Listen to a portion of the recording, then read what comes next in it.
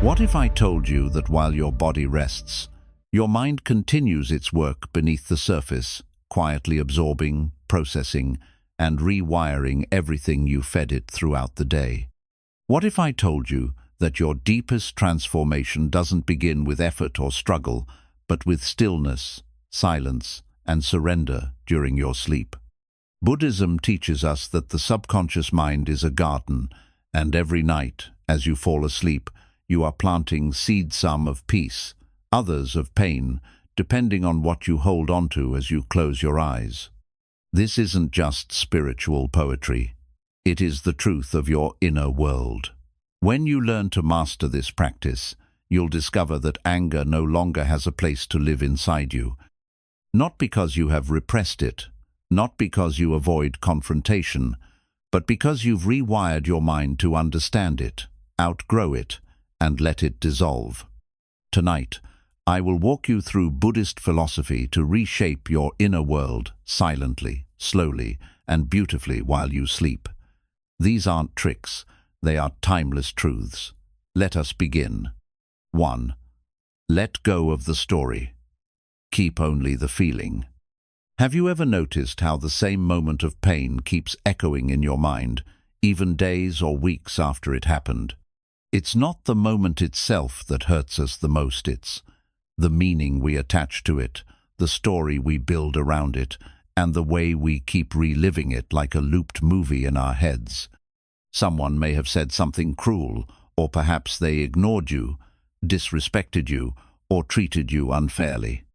But after the words were spoken, after the moment passed, what caused the most suffering wasn't their actions, it was how your mind replayed it, interpreted it, and kept feeding it with thoughts like, "They think I'm weak. I didn't deserve that," or "People always take advantage of me." This is the story, and the story becomes your mental prison. The more you replay it, the more detailed it becomes. You add scenes, you add assumptions. You relive their words, your reactions, and sometimes even imagine what you wish you'd said. Each time you do this, the emotion becomes stronger. Anger, resentment, humiliation, and sadness grow deeper roots in your mind. The original moment might have lasted 10 seconds, but the story lasts for hours, days, even years. Buddhism gently invites you to recognize this pattern, not with judgment or guilt, but with awareness and kindness toward yourself. It tells you, the suffering doesn't come from the event, but from your attachment to the mental version of that event. This is where freedom begins. So tonight, as you prepare for sleep, become conscious of what you're carrying. Let your body settle, let your breath become soft and slow, and let your thoughts begin to quiet. If any feelings of anger or pain begin to surface, do not try to push them away. Instead, observe them without attaching your usual story. Don't tell yourself why you're angry. Don't analyze what they did. Don't rehearse what you should have said. Just let the feeling reappear and raw without putting it into words. Visualize that emotion as a cloud floating through the sky of your awareness. You don't need to name the cloud. You don't need to chase it. You simply watch it pass, knowing that it has no power unless you grab onto it. Let your inner voice speak gently. I let go of the story. I allow the feeling to rise and pass. This is the beginning of emotional freedom. When you stop feeding the fire of anger with the wood of your thoughts, it slowly dies out on its own. You're not denying the feeling. You're simply not fueling it with the story that keeps it alive. And each night that you practice this before sleep, your subconscious begins to heal. It begins to learn a new pattern, to feel without clinging, to witness without drowning, and to rest without revenge. Let this be your nightly ritual, quiet surrender, a peaceful unhooking from the narrative. When you train yourself to feel without thinking, you train yourself to suffer less. And in time, you'll notice that what once triggered days of emotional turmoil now passes through you like a breeze, not because you're ignoring it, but because you've outgrown the story that kept it alive. This is the power of Buddhist wisdom, gently working within you, even while you sleep. 2. Recognize that you are not your emotions. One of the most powerful realizations you can have on your journey toward inner peace is this simple but life-changing truth. You are not your emotions, you are not your anger, you are not your fear, you are not your sadness. These emotional states might visit you, they might shake you, they might even try to stay a while, but they are not who you are. They are experiences, not identities. They are clouds, not the sky.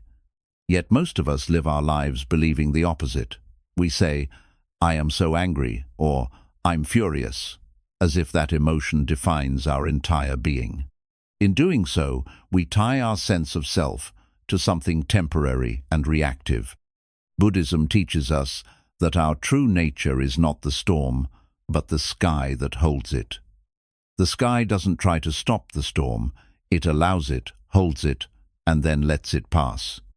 You, too, are the vast field of awareness in which your emotions arise and dissolve.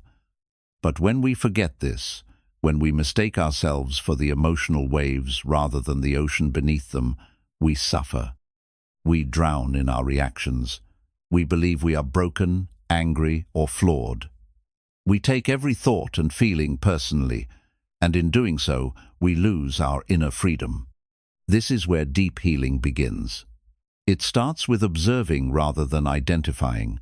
The next time you feel anger rising inside you, whether it's a sharp frustration or a slow-burning resentment, pause for a moment. Close your eyes if you can. Place your hand gently on your heart or on your stomach, wherever you feel the tension most. Take a deep breath in, and as you exhale, silently remind yourself, "This is just a feeling. It is not who I am." When you go to sleep carrying emotions like anger, your subconscious often clings to them like an anchor. The feeling marinates in your dreams. It sets the emotional tone of your next morning before you even open your eyes. But if you take a few sacred moments before bed to acknowledge your emotions without identifying with them, you create a break in the cycle. You begin to separate your true self from the emotional fog that tries to cover it. So tonight, as you prepare to fall asleep, allow yourself to become still. Lie down gently and feel the weight of your body sink into the surface beneath you. Bring your awareness to any lingering tension in your chest, your shoulders, your throat, anywhere you may be holding on to frustration or irritation. Don't try to fight the emotion, don't argue with it. Simply notice it. Observe it, like you would observe a guest at your door. Then say inwardly, "I see you, I feel you, but you are not me. I am the one who watches."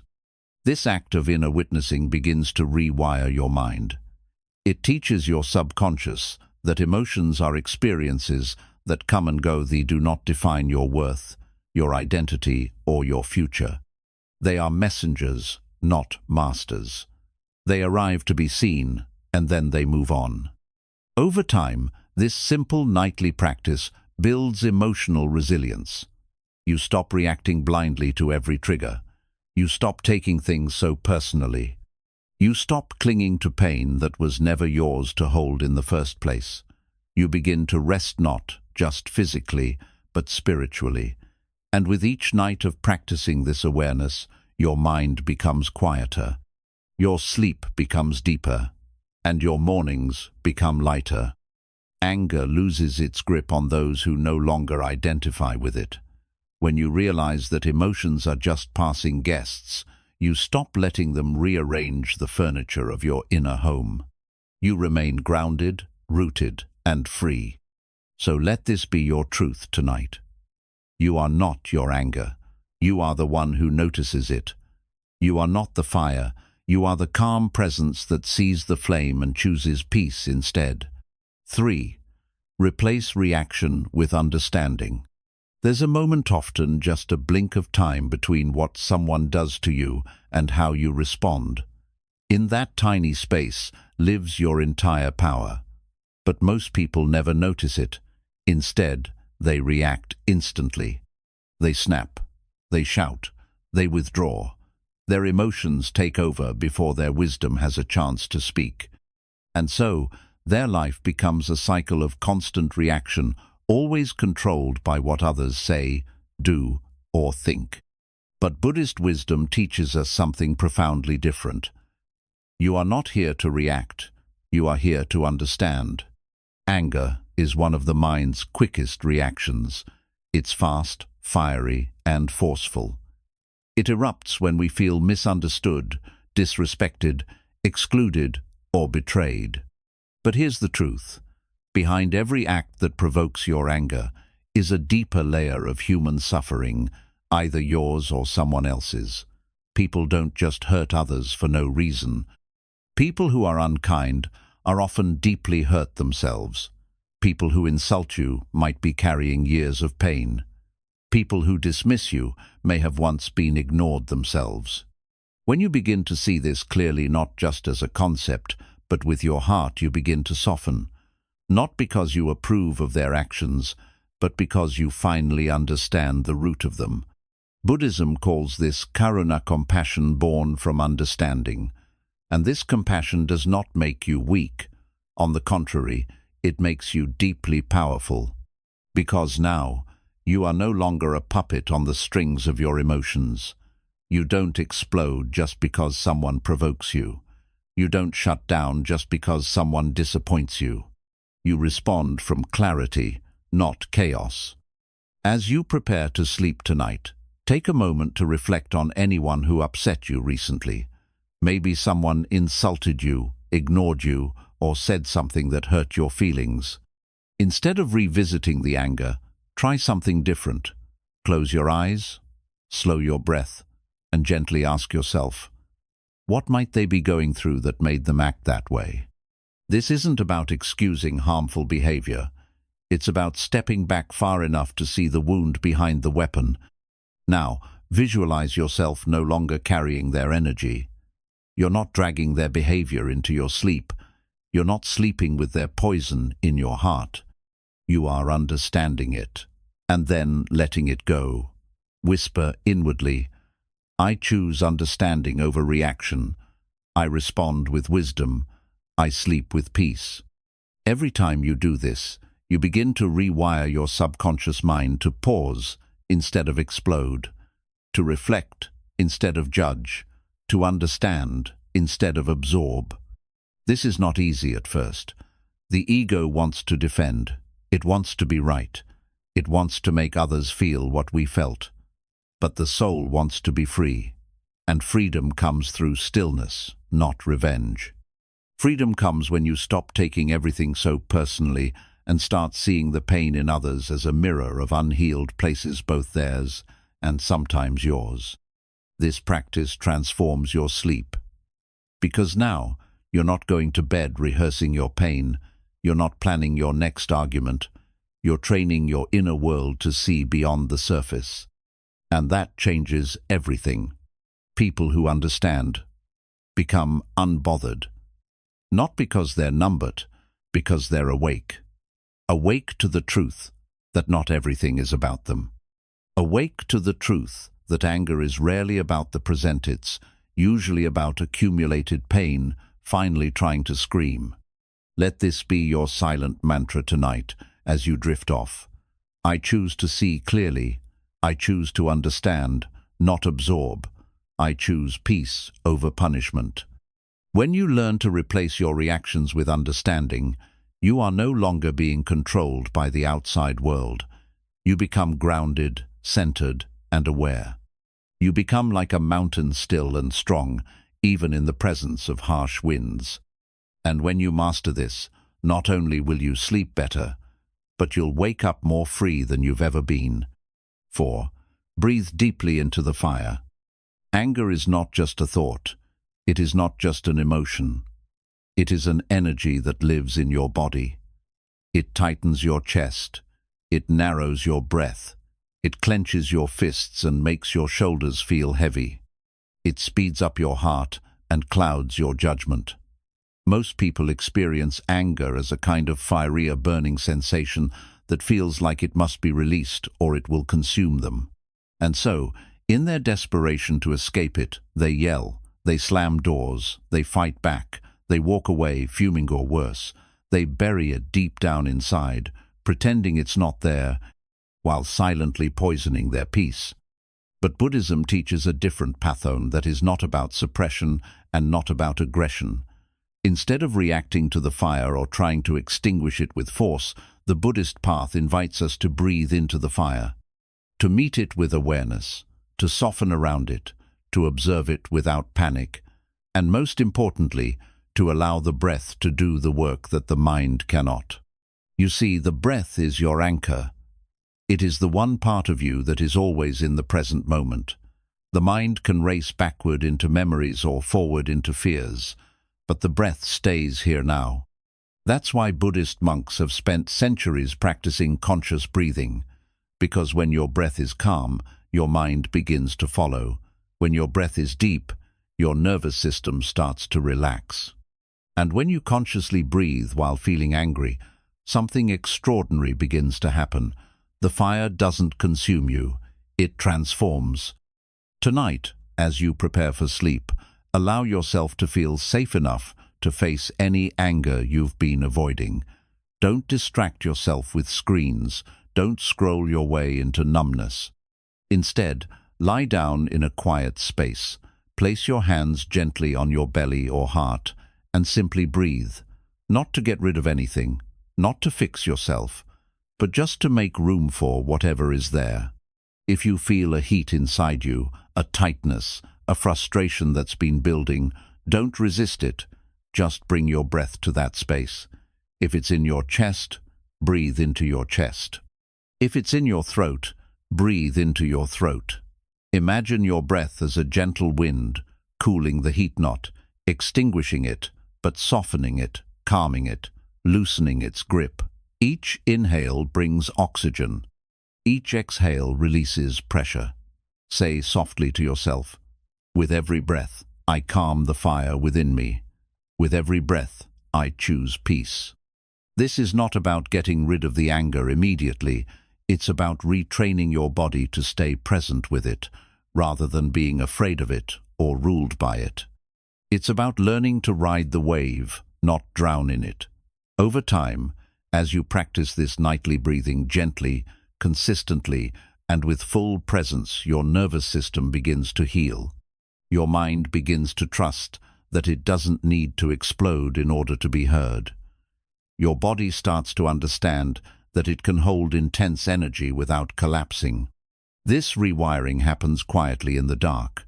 There's no applause, no dramatic moment, just a slow shift, one breath at a time. And here's the deeper truth.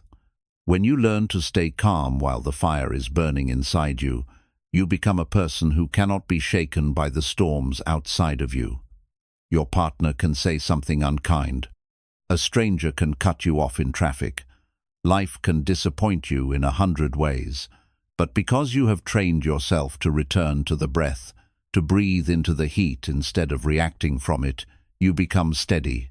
You become clear. You become grounded. And eventually, the anger that once burned through your nights starts to lose its intensity. You fall asleep not with tension in your chest, but with softness in your body. You stop carrying arguments into your dreams. You stop waking up already on edge.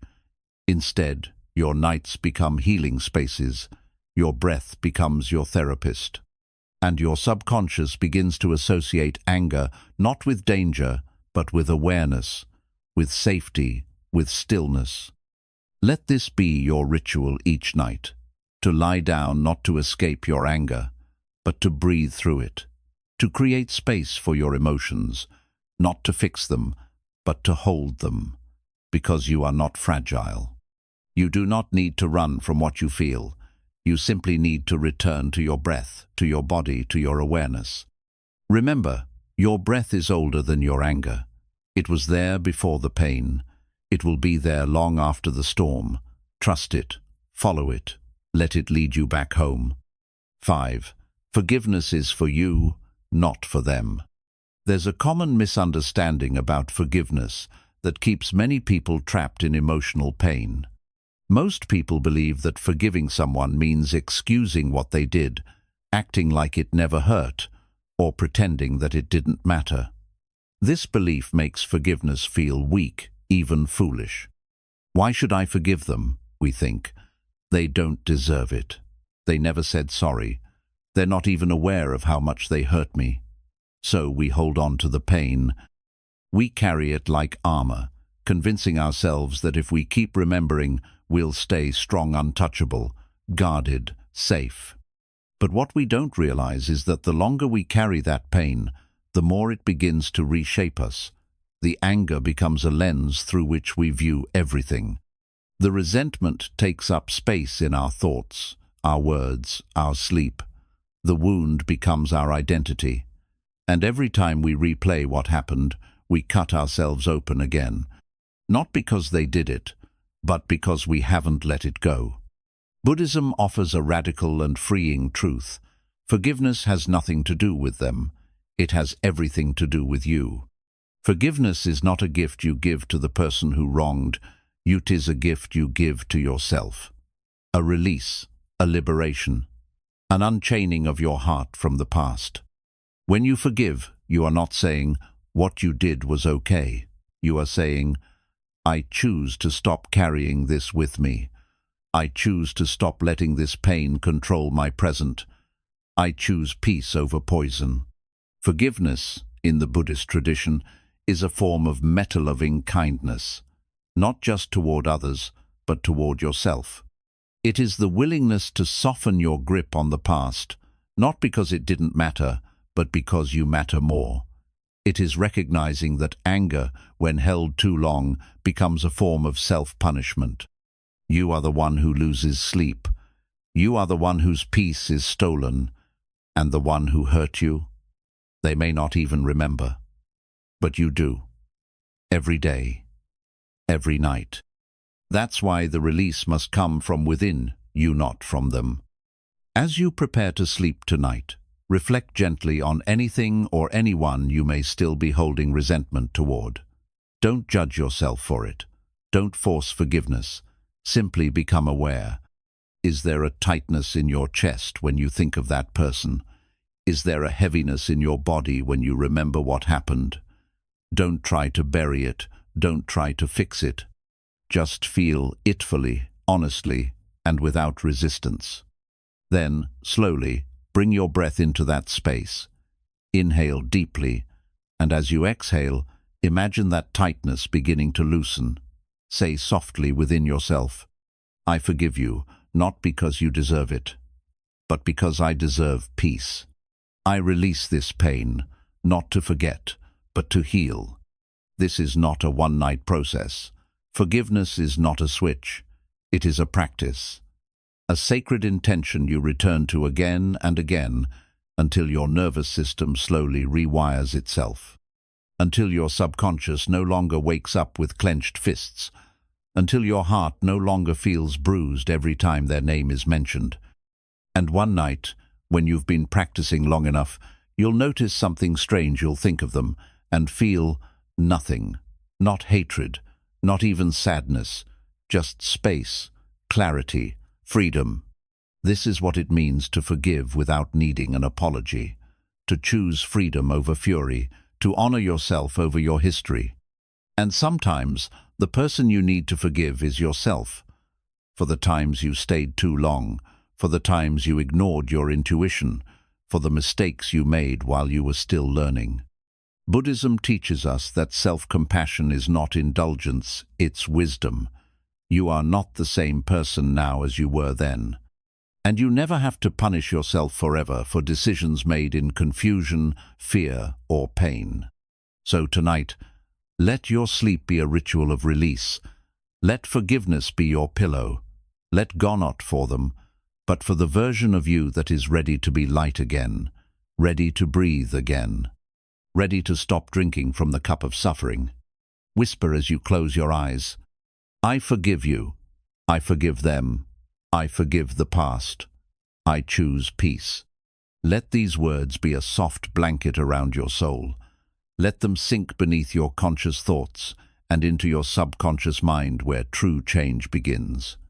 Because the truth is, no matter what they did, they do not deserve to have power over your sleep, your breath, or your future. Only you do. And the moment you choose forgiveness not for their sake, but for your own, you reclaim that power fully. Forgiveness doesn't mean you forget what happened. It means you stop allowing it to happen inside you, again and again. Tonight, choose to end the cycle. Tonight, set yourself free. 6. Anger cannot survive ingratitude. It's nearly impossible to feel deeply angry and truly grateful at the same time. These two emotional states exist on entirely different frequencies, like darkness and light. Where one lives, the other naturally dissolves. Yet most of us fall asleep, consumed by what upset us, what went wrong, or what we didn't get. Our final thoughts are often complaints, regrets, or silent arguments we replay with people who aren't even in the room. And then we wonder why we wake up already tense, already heavy, already expecting the day to go wrong. Buddhism teaches that the quality of your mind at the moment you fall asleep seeps directly into your subconscious. It's not just what you dream, it's how you program the mind to think, feel, and respond when you're no longer consciously directing it. And if your last thoughts are steeped in anger, disappointment, and stress, that becomes the emotional flavor of your sleep. You marinate in the very emotions you wish would go away. But there is another path, one that seems so simple we often overlook its power. Gratitude. Gratitude doesn't mean denying your pain. It doesn't mean pretending everything is okay.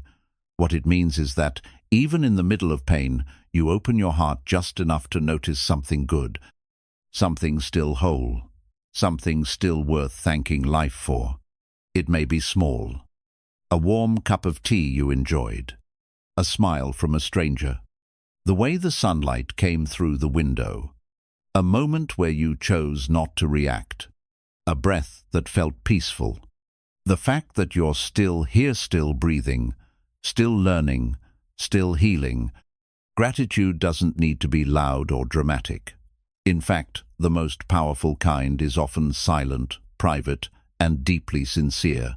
It's not a performance. It's a quiet acknowledgement. Even with everything that has gone wrong, something has gone right, and I choose to see it. When you shift your focus to gratitude before sleep, something profound begins to happen. Your body starts to relax, your breathing slows, your mind no longer feels like it has to fight or defend. The world becomes softer not because the world changed, but because your perspective did. So tonight, before closing your eyes, don't let your final thoughts be complaints. Instead, take a moment, just a few minutes, and gently ask yourself, what am I thankful for today? You don't need to list 20 things. One will do. Just one thing that made you smile, made you feel human, made you feel alive. Maybe you survived a difficult day. Maybe you took care of someone. Maybe someone took care of you. Maybe you felt your breath deeply for the first time in a while. Maybe, just maybe, you're becoming a more peaceful version of yourself, and that alone is something to celebrate. Once you find that one thing, place your attention there. Let it fill your mind. Let it grow. Let it be your pillow. Say silently to yourself, I am grateful for this day. I am grateful for this breath. I am grateful for the small things that remind me life is still beautiful. This simple practice rewires the mind over time. The more nights you end in gratitude, the more your subconscious mind begins to expect peace. The more your nervous system releases tension. The more your heart softens. The more your thoughts align with light rather than shadow. And gradually, without effort or force, anger begins to fade, not because you fought it, but because you replaced the soil in which it grew. Gratitude is a kind of inner cleansing. It washes away the bitterness. It dissolves the tight grip of resentment. And most importantly, it shifts your sense of identity from a person who was hurt to a person who is healing. from someone who is missing something to someone who is already complete. This is not about pretending the pain didn't happen. It's about remembering that the pain does not define the whole of your life, and that even within your suffering, you are still surrounded by moments of grace if you are willing to see them. Let this be your gentle vow tonight. I will not sleep angry. I will not sleep blind to beauty. I choose to end my day in gratitude, no matter what happened. You do not need a perfect life to be grateful. You only need the courage to notice what is still good, still whole, still breathing. Because when your heart sleeps in gratitude, your soul wakes in joy. 7. The mind that sleeps in peace wakes in power. There is a quiet truth, known by monks, sages, and spiritual seekers. For centuries, your most profound transformation does not happen in the noise of action, but in the stillness of surrender. Not in the rush of fixing, chasing, or achieving, but in the silent hours when the world sleeps and your inner world becomes soft, vulnerable, and open. This is when the subconscious mind is most absorbent. This is when your soul listens. This is when true rewiring begins. Most people don't realize that sleep is not just rest. It is spiritual training. Every night, you either nourish your subconscious with stress and resentment, or you bathe it in presence, awareness, and intention. And the way you fall asleep, what you think, what you feel, what you believe in those final minute sets, the tone for not just your dreams, but your identity. A mind that falls asleep in chaos will always wake in confusion. A heart that sleeps in bitterness will always rise with tightness. But a soul that surrenders to peace before sleep, that soul begins to rise, quietly but powerfully, above the storms of life. This is not just poetry. It's neuroscience and ancient wisdom in agreement. As your body rests, your subconscious continues to process emotions, beliefs, and patterns. If you feed it with anger, guilt, or frustration, it reinforces those patterns. But if you offer it softness, presence, and clarity, it begins to heal. Slowly, gently, permanently. So tonight, give yourself a sacred gift, the chance to end your day not as a victim of what happened, but as a conscious participant in your evolution. You may have been triggered today. You may have been hurt. You may have failed, been judged, or felt forgotten. But you are still here, still breathing, and you still have the power to choose how your day ends. Do not let the behavior of others decide the quality of your rest. Do not allow old patterns to occupy the temple of your mind when you are at your most vulnerable. Reclaim this time. Reclaim this space. Reclaim your peace. As you lie down, close your eyes gently and bring awareness to your breath. Feel the inhale, the exhale, the rise and fall of your body like waves against a still shore. In this quiet rhythm, say inwardly, I am safe. I am calm. I am no longer reacting. I am retraining. I no longer carry today into tomorrow. I plant peace in my sleep, so I may harvest power in my waking. Visualize your subconscious as fertile soil, and imagine placing seeds in it, seeds of compassion, clarity, forgiveness, focus. Let those seeds rest beneath the surface as you drift off. Trust that they are growing, even if you cannot see them yet, because the mind does not transform through pressure, it transforms through gentle, repeated truth. Let your sleep be the dojo where your ego learns humility. Let it be the temple where your past is laid to rest. Let it be the garden where your new self begins to take root. This is the secret of all peaceful masters. They are not born calm. They are trained mostly in silence, mostly in solitude, and often in the quiet darkness when the world isn't watching. You may not feel powerful when you close your eyes, but if you sleep with intention, you are preparing a version of yourself that will rise stronger, wiser, and freer than before. That is power not loud, not dramatic but rooted, quiet, unshakable. So let the final minutes of your day be a sacred act. Turn off the voices of the world. Return to your breath. Return to your body. Return to the stillness that has always been waiting beneath the surface. You are not here to repeat the same emotions every day. You are here to evolve.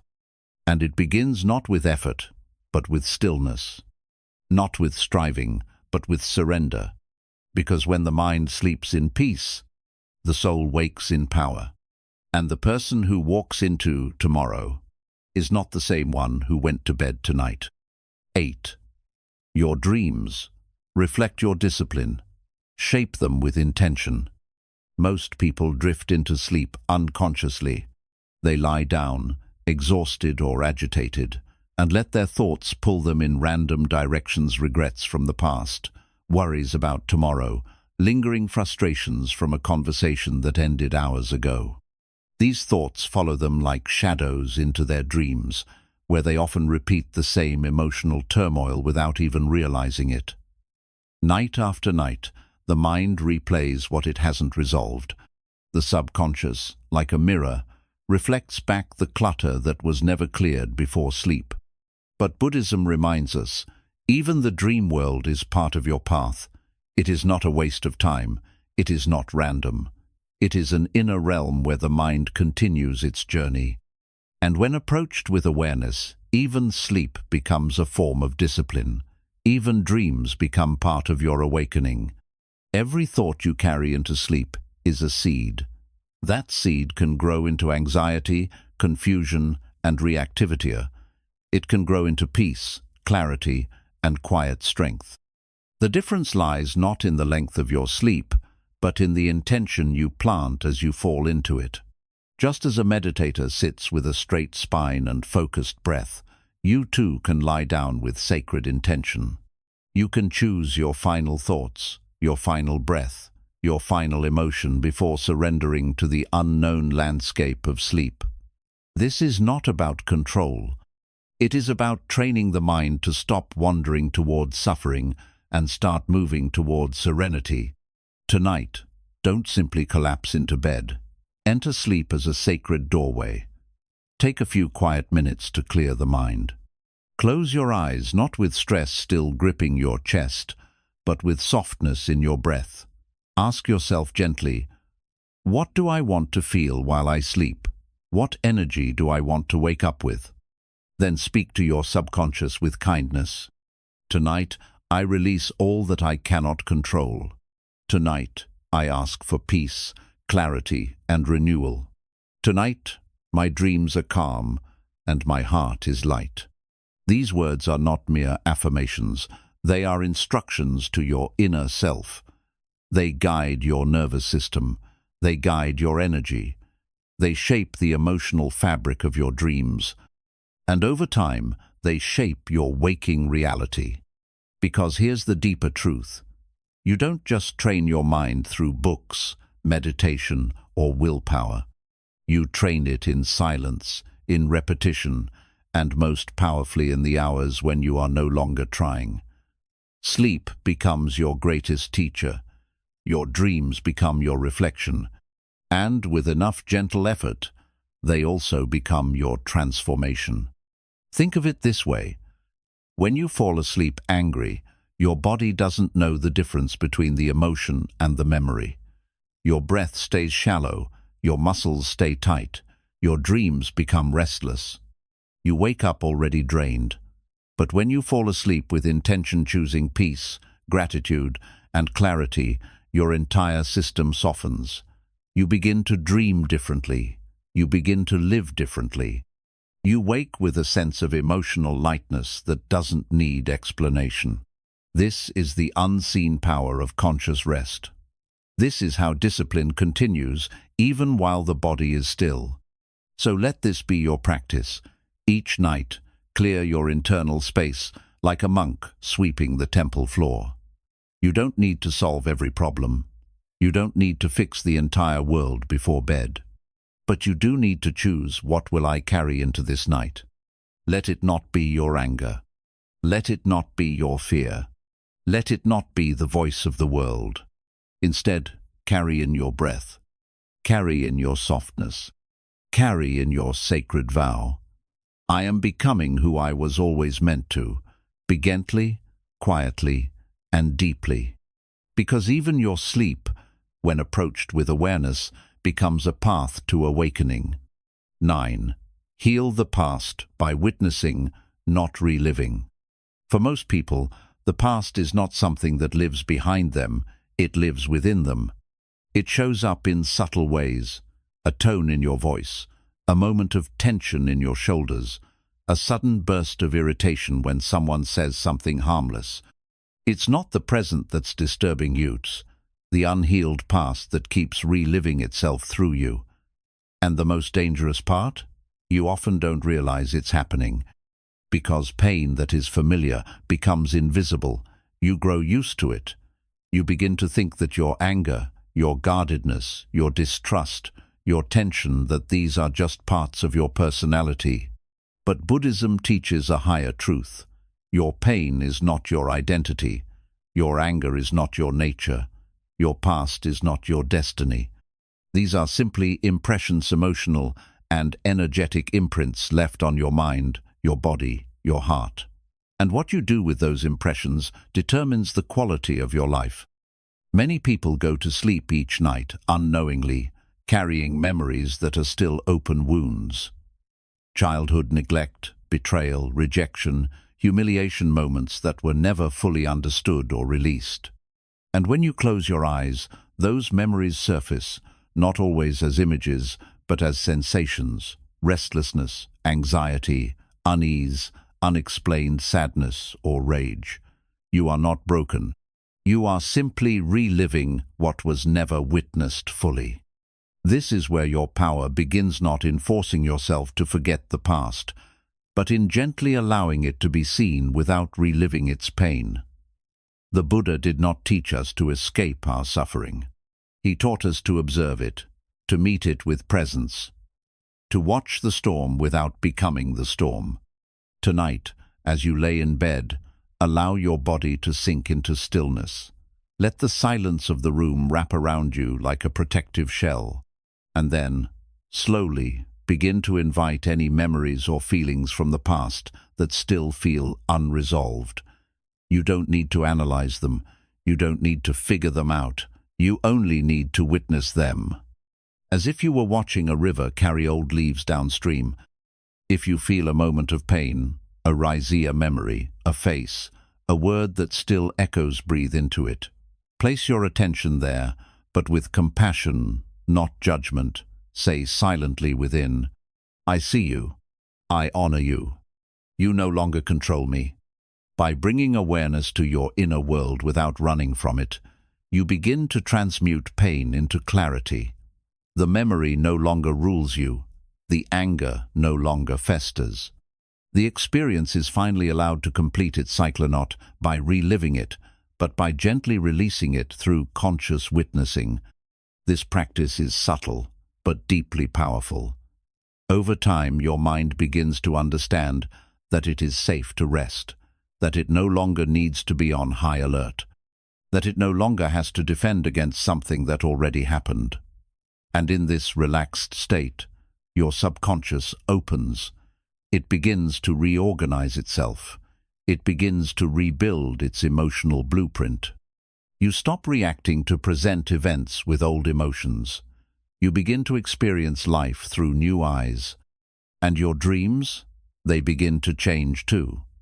No longer repeating traumas, no longer replaying pain. Instead, they begin to reflect your inner clarity, your healing, your softness. Let this be your nightly truth. I do not run from the past. I sit beside it. I breathe with it. I watch it lose its power. You don't heal by pretending you were never hurt. You heal by remembering with presence instead of pain, by breathing instead of bracing, by allowing instead of suppressing. Tonight, you are not just sleeping, you are silently, gently, and lovingly healing timelines you didn't even realize were still open. You are creating peace where there used to be protection. You are creating space where there used to be scars. And perhaps the most beautiful truth is this: you don't need anyone else to do this for you. Not the person who hurt you, not the version of you who once suffered. You have everything you need right now, this breath, this awareness, this moment. So, as you drift off, carry this in your heart. I no longer carry what isn't mine. I no longer repeat what has already passed. I no longer relive what I've already survived. I rest in truth. I sleep in freedom. This is not the end of your story. This is the gentle, quiet, sacred beginning of a new chapter, written not by your wounds, but by your wisdom. 10. Inner peace is not found, it is built, night by night. There is a silent misconception that many carry within them, that peace is something to be found, discovered like a lost object, or stumbled upon by luck. People search for it in books, in temples, in retreats, in relationships. They believe that if the world finally quiets down, if people start treating them right, if their problems disappear, then maybe, just maybe, they will finally feel at peace. But Buddhism gently removes this illusion and replaces it with a deeper truth. Peace is not something you find. It is something you build, layer by layer, breath by breath, night after night, in the quiet decisions you make when no one else is watching. Peace is not what happens when everything goes your way. It's what remains when nothing does, and you still choose calm. It is not the absence of disturbance in the outer world. It is the presence of awareness in your inner world. And while it may seem unreachable in the chaos of everyday life, it becomes most accessible in those sacred hours before sleep, when the body is soft, the mind is tired, and the soul is ready to listen. Most people don't realize it, but every night, just before sleep, they are standing at a crossroad. They either unconsciously carry the entire weight of the day into the next morning, or they use the final hour of the day as a sacred space for realignment, recentering, and quiet construction of a more peaceful self. The difference between those two paths is everything. Imagine a builder shaping a Templar knot with hammers and stone, but with silence and breath. That is what you are each night. The temple is your mind. And what you place in it, your last thoughts, your emotions, your energy, becomes the blueprint for tomorrow. So tonight, begin to see your evening as not just a routine, but a ritual, a spiritual construction site. You are not just falling asleep.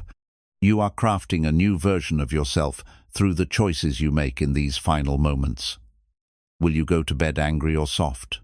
Will you let your breath be rushed or intentional? Will you let your last thought be about what you lack or about what you are growing into? This is not about perfection. You don't need to erase all pain, forgive every wrong, or be completely free of stress. You only need to choose to return. Return to your breath. Return to your center. Return to the quiet voice within that says, "Even if I struggled today, I still get to rest. Even if I lost my temper, I still get to rebuild. Even if I was overwhelmed, I still get to begin again." That's how peace is built. Gently, honestly, without shame, without force. It's not some holy state reserved for monks and masters. It's a garden anyone can grow if they are willing to water it with presence and patience. And like any garden, it doesn't bloom overnight. Some nights, your mind will resist. It will want to rehash what went wrong, what hurt, what wasn't fair. And in those moments, the practice is not to fight it, but to meet it, to sit beside the storm, place your hand over your heart, and say inwardly, "I see you, but tonight I choose peace." This choice, repeated night after night, begins to change you at the deepest levels. It shapes how you wake up, how you respond to stress, how you see others, how you treat yourself. You stop being a sponge for chaos and start becoming a space for calm. You become the stillness others feel when they enter your presence. Not because you've escaped the world, but because you've learned how to meet it from a different place zone you crafted quietly, slowly, in the hours when the world was asleep. Let your room become your temple. Let your bed become your altar. Let your breath become your prayer. And let your final thoughts be offerings not to a God outside of you, but to the peace that has always lived within you, waiting to be remembered. Say silently to yourself as you prepare to close your eyes, "Each night I return to peace. Each breath I build my calm. Each sleep I become new." There is no shortcut to inner peace, but there is a path, and it is made not of grand gestures or dramatic awakenings, but of small, sacred, honest moments repeated with love. So tonight, do not look for peace. Build it, brick by brick, breath by breath, thought by thought. And as the world around you grows louder, you will grow still. Not because life got easier, but because you did the quiet work, night after night, in silence, without needing applause. The power of non-attachment, releasing the need to control the world. There is a quiet suffering that many carry so familiar, so constant, that they no longer notice it as suffering. It lives beneath the surface of daily life, behind the smiles, the plans, the anxieties, and the goals.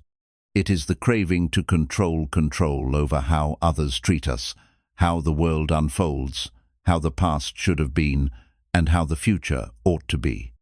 It is subtle, disguised often as responsibility or ambition, but beneath it lies a tension that never fully lets go.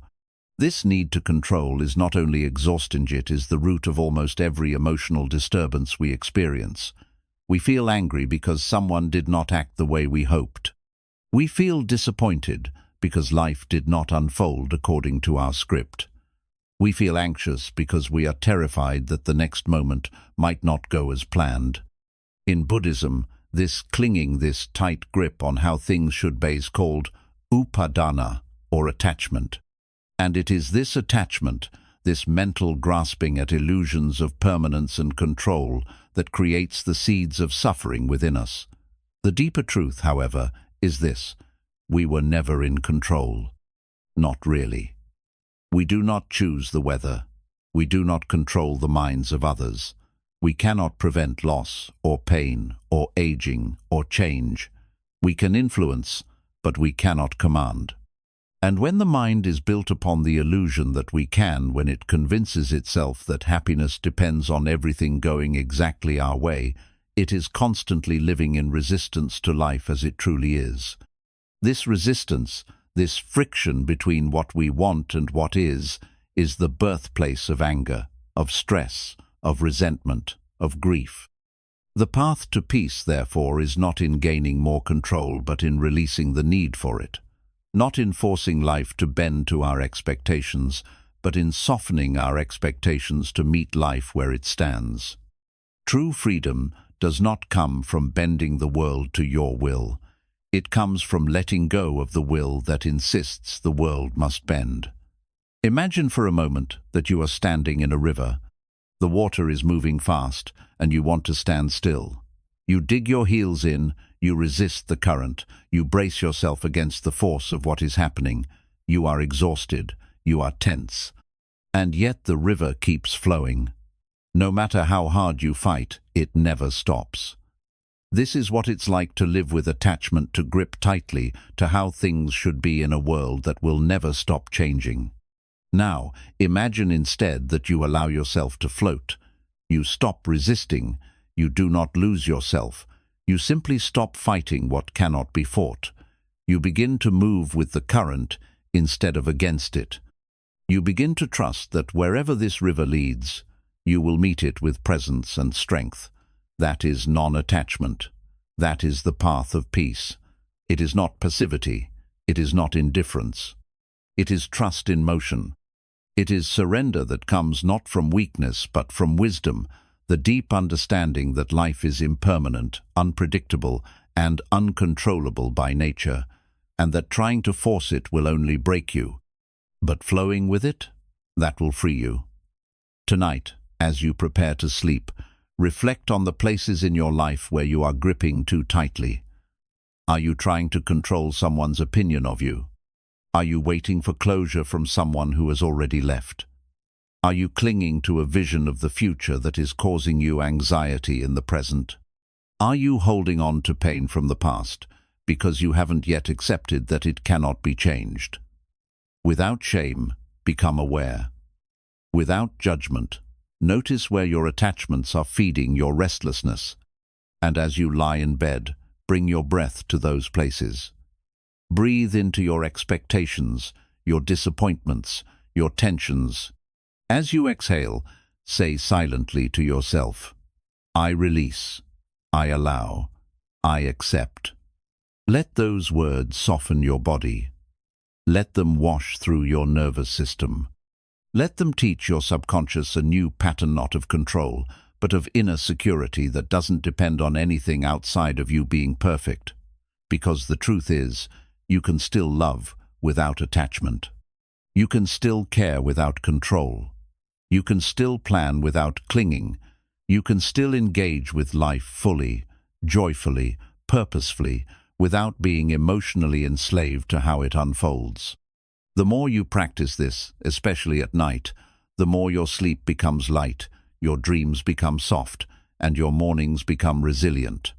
When you stop wrestling the river, you begin to feel the peace that was always beneath the surface. This is not a philosophy, it is a lived reality, and it is available to you the moment you stop needing to grip life with closed fists. Let your final thoughts tonight be open palms. Let your last breath before sleep be a gentle whisper to the universe. I surrender what I cannot control. I choose peace over power. I allow life to unfold, and I meet it with presence, not resistance. This is the teaching. This is the liberation. And this is how you rewire your deepest self, not with force, but with quiet, unshakable, compassionate release. The silent teacher within, trusting your inner wisdom over the world's noise. There comes a moment in every seeker's life when the world begins to feel too loud.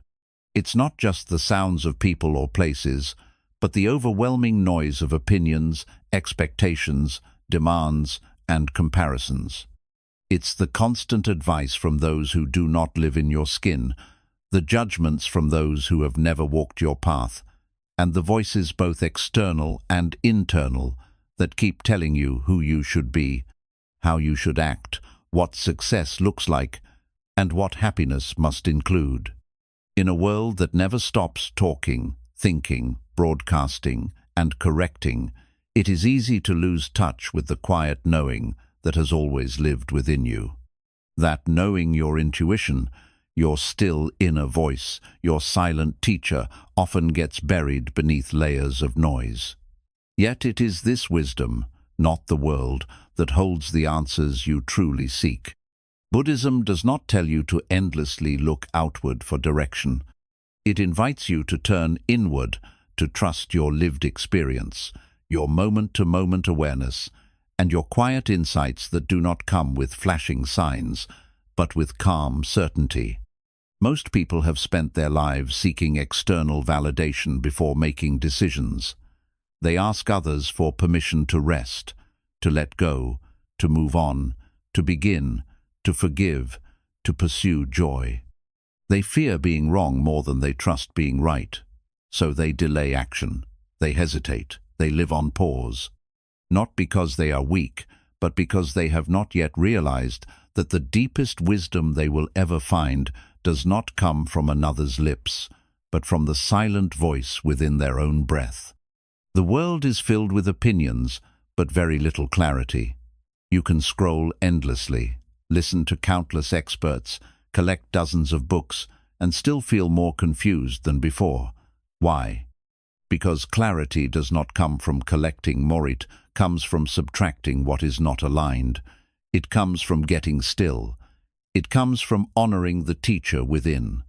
The Buddha taught that each being has Buddha naturally an inner capacity for enlightenment, already present, already whole. You do not become wise by addition, you uncover wisdom by silence. Tonight, as you prepare for rest, ask yourself one simple question. Whose voice have I been listening to all day? Was it your own, or was it a parent's voice, echoing from the past? Was it a critic from social media, a boss's judgment, a stranger's opinion, an influencer's standards of success? Without shame, just become aware. Awareness is the first act of reclaiming yourself. And then, once you see how many voices have occupied your mental space, begin the gentle process of returning to your breath, to your body, to your present moment, where your true voice is waiting. You don't need to hear it perfectly tonight. You just need to make space for it. Create a clearing, not with force, but with stillness. Lie down with the intention not just to sleep, but to reconnect. You have spent all day navigating a world of noise. Now it is time to listen to the space between the thoughts. This is where wisdom lives, not in the noise, but in the calm behind it. As you breathe, allow any question you've been carrying to rest lightly in your heart. Do not demand an answer. Simply offer the question with trust. Trust that your inner wisdom already knows. Trust that you are not lost, you are just clouded. And the clouds don't need to be pushed away, they only need to be allowed to pass. With each breath, repeat inwardly, I trust myself. I trust the silence. I trust what is softly guiding me. Over time, this nightly practice begins to change the way you move through the world. You stop chasing advice from those who don't understand your soul. You stop bending yourself to fit molds that don't feel like home. You stop performing your life for the sake of others' applause. Instead, you begin to walk with quiet confidence. You begin to speak less, listen more, and feel everything deeply.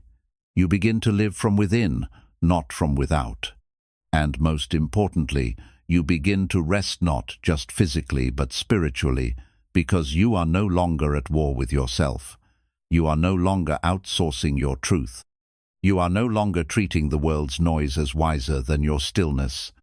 You begin to trust that your pain has a purpose, that your timing is sacred, that your mistakes are part of your unfolding, and that your path, though different, is no less divine. When you sleep in this state aligned, surrendered, listening, the subconscious mind begins to repair itself. You no longer absorb the chaos of the day. You no longer wake up with the tension of misalignment. You rise lighter, more grounded, more sure. And you begin to notice that your best insights come not in the moments of frantic thinking, but in the moments of quiet presence while walking, breathing, sitting beneath a tree, or lying in bed before sleep. This is how the silent teacher within speaks, not with drama, but with depth, not with noise, but with knowing. Let this be your sacred vow tonight. I am no longer chasing answers from outside. I am coming home to the guidance within. Say it gently. Say it like a prayer. And as you sleep, let your body rest not in exhaustion, but in trust. Trust that your inner compass still works. Trust that you have not lost yourself. You are simply remembering. Let go of the need to be right. Let go of the fear of being different. Let go of the shame of not fitting into the world's mold. You were never meant to be an echo. You are the origin. You are the source. And when you live from that place, your entire life changes not because the world becomes easier, but because your mind becomes clearer, your heart becomes softer, and your soul becomes unshakably aligned with its deepest wisdom. The end of resistance, making peace with the life you didn't plan. There is a quiet suffering that often goes unnoticed because it wears the mask of ambition, hope, or personal standards. This suffering is the tension we carry when life refuses to follow our script, when things don't go as we imagined, when relationships drift in directions we never saw coming, when plans unravel despite our discipline, and when we look around at our life and quietly whisper to ourselves, "This is not how it was supposed to be." Sometimes we carry this tension for years. We keep holding out for a version of life that might never arrive, anchored to the belief that peace will only come when everything looks the way we once imagined. But the Buddhist path does not lead us toward a life of control, it leads us toward a life of acceptance. Not the shallow kind of acceptance that gives up or stops caring, but a deep, sacred acceptance that flows from understanding the nature of impermanence, of change, of life, as it truly is not as we wish it to be. Most of our emotional pain does not come from life itself, it comes from our resistance to life. We feel anxious not because things are uncertain, but because we believe they should be predictable. We feel heartbroken not only because someone left, but because we believed they were meant to stay forever. We feel disappointed not because the path changed, but because we refuse to let go of the idea that it shouldn't have. Resistance is the invisible war we wage with reality. It is exhausting, it is subtle, and it keeps us from truly resting, truly breathing, truly living. The teachings of the Buddha gently guide us to release this internal fight, not to become passive or numb, but to awaken to the truth that freedom is not found in perfect conditions, it is found in non-resistance. Peace is not waiting at the end of the plan, you had it is already here, hidden beneath the layers of attachment to how things were supposed to be. The more you hold on to that fantasy, the more distant peace becomes. But the moment you allow life to be as it is, the moment you stop arguing with the present moment, you unlock the door to profound inner stillness. You see that the version of life you are living, though different from what you once envisioned, is still rich with opportunities to grow, love, learn, serve, and awaken. Tonight, as you prepare to sleep, reflect on what you've been resisting. Is it a phase of life you didn't expect? Is it an unanswered question, a difficult emotion, a silence from someone you love, or the grief of letting go of something that once felt certain? Without judgment, bring it into your awareness. Not to change it, not to fix it, but simply to see it clearly, to name the resistance, to witness it with compassion. As you lie down, allow your body to soften. Allow the weight you've been carrying all day, the hidden expectations, the inner negotiations, the quiet demands to settle. Breathe deeply into the places where your body feels tense. Feel the breath enter those areas with warmth and gentleness. And then, silently offer the mantra, "I release the fight, I trust this moment, I make peace with what is." At first, these words may feel hollow. Your mind may resist. It may still hold on to the belief that certain things must change before you can truly exhale. But with consistent nightly practice, your subconscious begins to understand that safety does not come from certainty, it comes from presence, it comes from surrender. It comes from choosing to be with life, as it is not in resignation, but in reverence. When you begin to make peace with the present, even if it's messy, incomplete, or uncertain, you free up an enormous amount of emotional energy. You stop draining yourself with imaginary battles. You stop suffering over stories. You stop delaying joy. And in that space of deep acceptance, something shifts. You begin to see beauty again, not in the perfection of the path, but in the way the path changes you. You begin to notice small blessings that were hidden behind your expectations. You begin to feel grateful not because everything is ideal, but because you are no longer blinded by resistance. This is the inner revolution, the quiet, radical choice to love the life in front of you, not the one that lives in your mind. To honor your unfolding not for what it was supposed to be, but for what it is teaching you. When you live this way, your nervous system begins to relax. Your sleep becomes deeper. Your mornings begin to carry less weight. You become softer, wiser, more open. And paradoxically, The more you stop trying to control life, the more it begins to unfold with surprising grace. Non-resistance is not weakness, it is wisdom. It is the wisdom that knows rivers do not flow in straight lines, that storms pass, that seasons turn, that pain does not last forever. That even in disappointment there is sacred design, that even in endings there is quiet renewal, that what you thought you needed may not be what your soul truly requires. And so tonight, as you drift off, give yourself permission to rest not in the fantasy of what should have been, but in the sacredness of what is. Let go of the internal struggle, let go of the hidden war, let go of the belief that you must wait for peace to arrive. It is already here, softly waiting beneath your expectations. Whisper to yourself with sincerity, I no longer resist my life, I receive it, I welcome it. I trust that even this moment, with all its uncertainty, is part of something meaningful, something whole, something enough. Let that be your final thought before sleep. Let it move through your body like medicine. Let it enter your dreams. And when you wake, may you rise not with a need to fix the day, but with the peace of someone who is finally at home here, now, in the life they are actually living. Awaken through simplicity, letting go of the unnecessary to return to what matters. In a world that constantly tells you to do more, be more, accumulate more, prove more, and achieve more, there is a quiet rebellion that begins to form in the Sula whisper, barely audible at first, that says, this is not peace, this is not freedom, this is not the life I was meant to live. For a while, you might ignore it. You might drown it out in more productivity, more distractions, more noise. You might tell yourself that once you reach the next goal, earn more, fix everything, or finally, get there, then you'll rest. Then you'll slow down. Then you'll have time to breathe.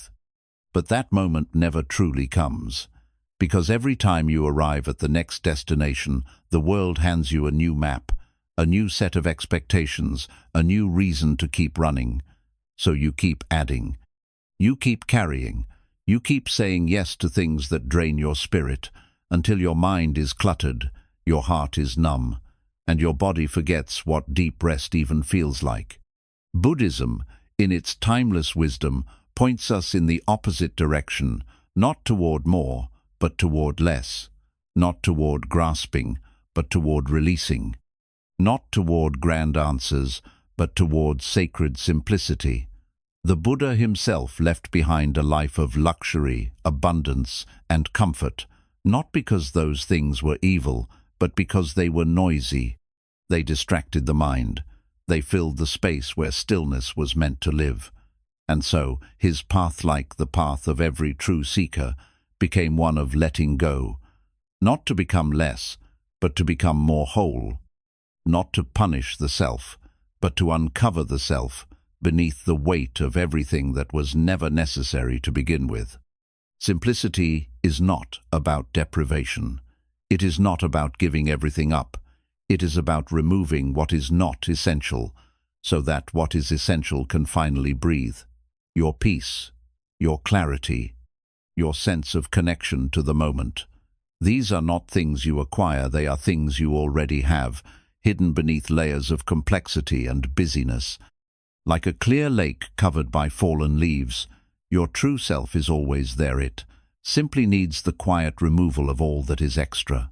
So ask yourself, softly and honestly, what have I been carrying that I no longer need? Not just in your home or schedule, but in your mind, in your identity, in your sense of who you need to be to feel worthy. Perhaps it's the pressure to always be productive. Perhaps it's the belief that you must constantly entertain others to be loved. Perhaps it's the weight of old goals that no longer align with who you are. Perhaps it's the story that your worth is tied to your achievements, your image, or your ability to meet someone else's expectations. All of these are forms of mental clutter, beautifully disguised, deeply normalized, but inwardly exhausting. Each night, As you prepare to sleep, you are offered a rare and sacred opportunity to practice spiritual simplicity, to consciously unburden yourself not by solving everything, but by putting down what no longer serves your peace. You cannot go to bed carrying the entire world and expect to wake up feeling light. You must let go gently, gradually, intentionally. This is not a one-time act, but a nightly ritual, a loving rhythm that says, I no longer need to hold everything, I only need to hold what is true. Begin by bringing your attention inward. Notice the thoughts circling your mind. Are they about things you can control right now? Or are they recycled worries, old conversations, imagined futures, unnecessary comparisons? Without pushing them away, simply observe them, and then ask, is this thought essential to my peace? If it is not, thank it for its visit, and let it pass like a cloud in the sky. You don't need to force stillness, you only need to stop feeding the noise. Let your body become still, let your breath slow, let your awareness rest in simplicity, not because everything is perfect, but because you are choosing to return to the simplicity that was always underneath the chaos. Say gently to yourself, I am enough, even when I do nothing. I am valuable, even when I stop achieving. I am still whole, even when I am not performing for anyone. These truths begin to reshape your identity, not as someone defined by what they do, but as someone anchored in what they are. And what are you, at your core? Not a title, not a role, not a task list, not a brand. You are awareness, you are breath, you are presence. You are a conscious being with the capacity to love, to notice beauty, to feel deeply, and to awaken again and again to the miracle of this present moment. When you live with this understanding, everything begins to shift. You no longer fill your day just to feel valuable. You no longer surround yourself with people who require performance over presence. You begin to simplify not just your space, but your life. You no longer chase everything. You begin to choose what aligns. You begin to say no to what drains you. You begin to say yes only to what nourishes your soul. And most importantly, your relationship with sleep begins to heal, because now you are not carrying excess into the night. You are not replaying the false urgency of a world that wants you to be exhausted to prove your worth. You are returning to your breath, to your being, to your natural rhythm. And your subconscious, once filled with the tension of more, begins to feel safe again in the presence of less. Simplicity becomes your medicine, not because life becomes easy, but because you become clear. Your mind no longer spirals in 100 directions. Your heart no longer feels pulled apart. Your days become spacious. Your conversations become meaningful. Your energy becomes focused. And when you rest, you do not collapse, you surrender. You do not escape, you return. Let this be your prayer tonight. I release what is not mine to carry. I release what is no longer essential. I choose simplicity not as a strategy, but as a way of coming home to what truly matters. Repeat it with softness. Let it settle deep into your breath. Let it guide your body into rest. And trust that the more you practice this, the more you will begin to see clearly what was always enough. The laughter of someone you love, the sound of the wind through trees, the taste of warm tea, a breath taken slowly, a quiet moment at the end of the day when you realize you don't need more to be whole. You only needed to remember what you already have. Simplicity is not the absence of richness, it is the presence of depth. And every night you return to it, you strengthen the part of you that no longer needs to perform for peace, because peace is not a reward. It is your original state. It is what remains when you release everything that was never you to begin with. Let tonight be that release. Let your sleep be that return. Let your soul remember the beauty of less. Resting in the truth. Stop seeking and start seeing. There comes a point on every spiritual journey, whether early on or far along the path, where the seeker becomes tired. Not the kind of tired that sleep can fix, but a deeper kind. The kind of weariness that arises from years of striving, of reading, of collecting techniques and teachings, always hoping the next book, the next meditation, the next insight will finally bring peace. At first, the seeking is exciting. It feels purposeful. You feel like you are moving towards something sacred. But over time, it can begin to feel like a trependously chasing stillness, endlessly trying to fix yourself, endlessly asking, "What am I still missing?" And here lies the paradox. The more you chase peace as if it is somewhere else, the more it escapes you. The more you try to fix yourself, the more you subtly reinforce the belief that you are broken. The more you seek, the more you tell your mind that you are not already home. But Buddhism does not ask you to seek endlessly. It invites you to stop, not to give up, but to wake up. To wake up from the illusion that you are incomplete. To wake up from the belief that your freedom lies somewhere in the future. To wake up from the exhausting story that you must earn your peace. The Buddha did not attain enlightenment by chasing it. He found it by sitting still, by seeing clearly, and by letting go of the very idea that there was something to chase. His teaching is simple and radical. Stop searching for something outside of yourself and begin to see what has always been here. Begin to recognize that what you long for is not something you lack, it is something you have forgotten. Peace is not an achievement. It is your natural state, covered by layers of thought, belief, resistance, and striving. Tonight, as you prepare to sleep, pause your inner search. Not forever, but just for now. Lay down your spiritual questions. Set aside the desire to fix, to grow, to become. You are not giving up your path, you are deepening it. You are learning the art of resting in the truth that is already here. Let your breath be your anchor. Let your body be enough.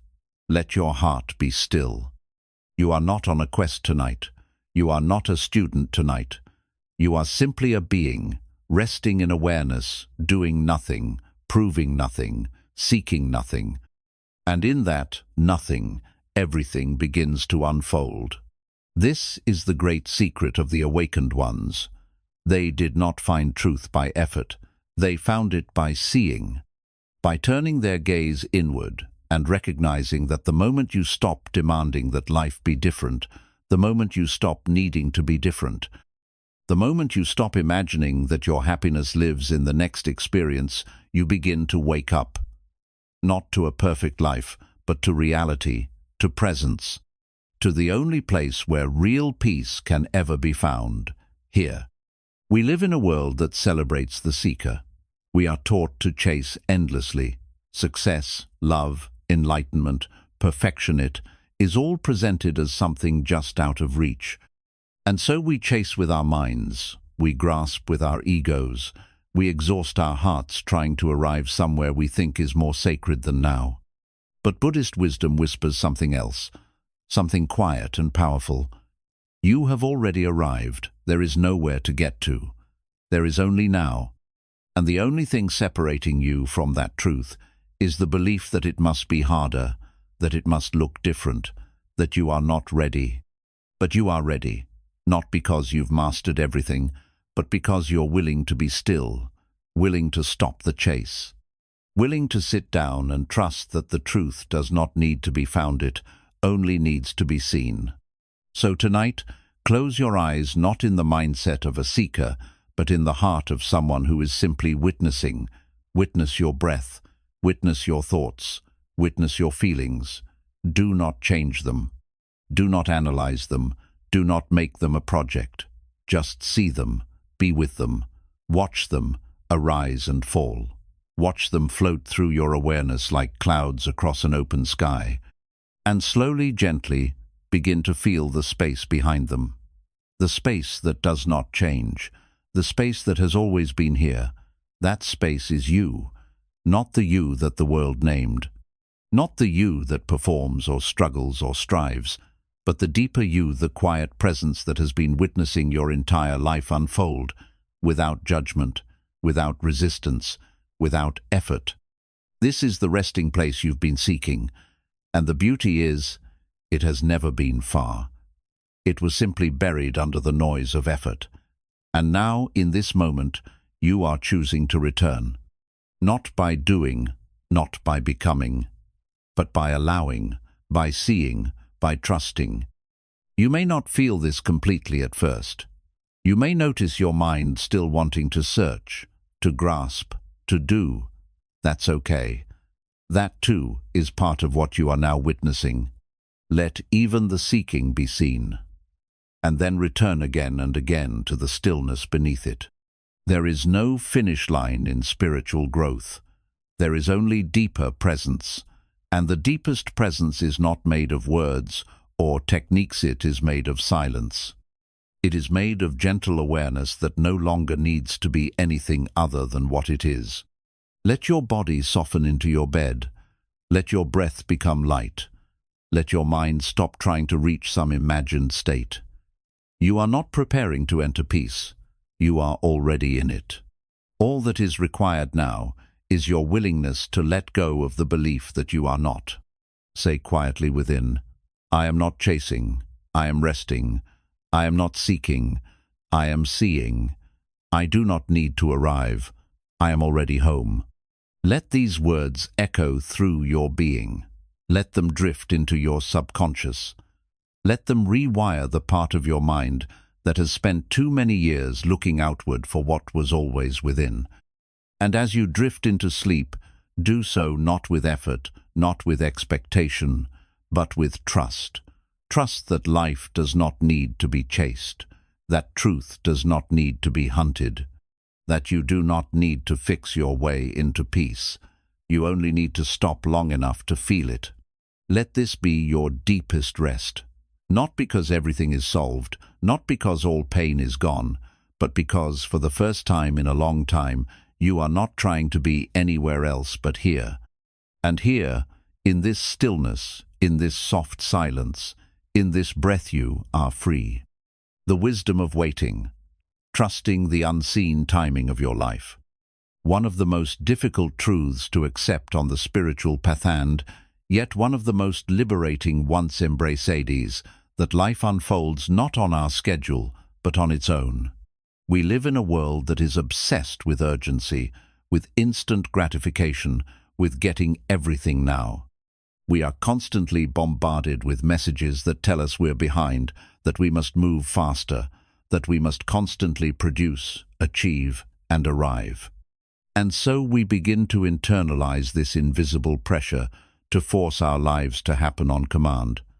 We want the answers now. We want the healing now. We want the success, the love, the clarity now. And when things don't come on our timeline, we begin to panic. We question ourselves. We compare our journey to others. We believe we're doing something wrong. And perhaps most painfully, we start to doubt whether the life we desire will ever come at all. But Buddhism teaches us a different way, a way that honors patience, presence, and the sacred rhythm of natural unfolding. In the Dhammapada, it is said, "Do not try to hurry the way will come to you." This teaching is not about passivity, it is about alignment. It is about recognizing that some things are meant to ripen slowly, that certain lessons, certain transformations, certain arrivals are not being delayed, they are being prepared. The tree does not bear fruit the day after it is planted. The moon does not become full without first disappearing. The lotus must rest in the dark waters before blooming in the light. Nature never rushes, and yet everything is accomplished. Why then should we treat our journey as a race? Why should we treat waiting as a failure, when in truth, waiting is often where the deepest transformation takes place? Waiting is not empty. It is where life does its quiet work. It is where the roots grow deeper. It is where the soul softens. It is where clarity emerges slowly, like dawn rising over the horizon. And yet, because the mind is conditioned to crave results, we often miss the sacredness of this phase. We see waiting as a punishment instead of an invitation. We see it as stagnation instead of preparation. But what if the space between where you are and where you want to be is not a void but a classroom? What if this delay is not a denial, but a divine pause designed to shape you into someone capable of receiving the very thing you asked for? Tonight, as you prepare to sleep, allow yourself to sink into this truth, not as a concept, but as a lived reality. Reflect on the places in your life where you feel impatient. Is it in your healing, which feels slower than you hoped? Is it in your purpose, which still feels unclear? Is it in your relationships, your finances, your confidence, your path? Without resistance, bring these areas into your awareness. Do not judge yourself for wanting things to come. Wanting is natural. But see if you can also hold the wanting with wisdom, with the understanding that just because something hasn't arrived yet doesn't mean it's not on the way. And just because you can't see it forming doesn't mean it isn't already unfolding. Let your body relax into the bed. Let your breath slow down, and let your mind release the pressure to know, to fix, to force. Say inwardly, I release my timeline. I trust the timing of life. I am exactly where I need to be to become who I'm meant to be. These words are not affirmations to escape reality. They are truths that root you in it. Because the truth is, when you stop trying to rush your way to peace, peace begins to come. When you stop demanding that life deliver everything on your deadline, life begins to reveal its hidden harmony. In Buddhism, there is a deep reverence for patience as a passive waiting, but as an active faith. It is the discipline of letting things take the time they need, without abandoning your presence in the process. Patience is not sitting still and doing nothing. It is sitting still and staying awake. It is tending to your breath while the answers grow in silence. It is doing the inner work while the outer shifts slowly into place.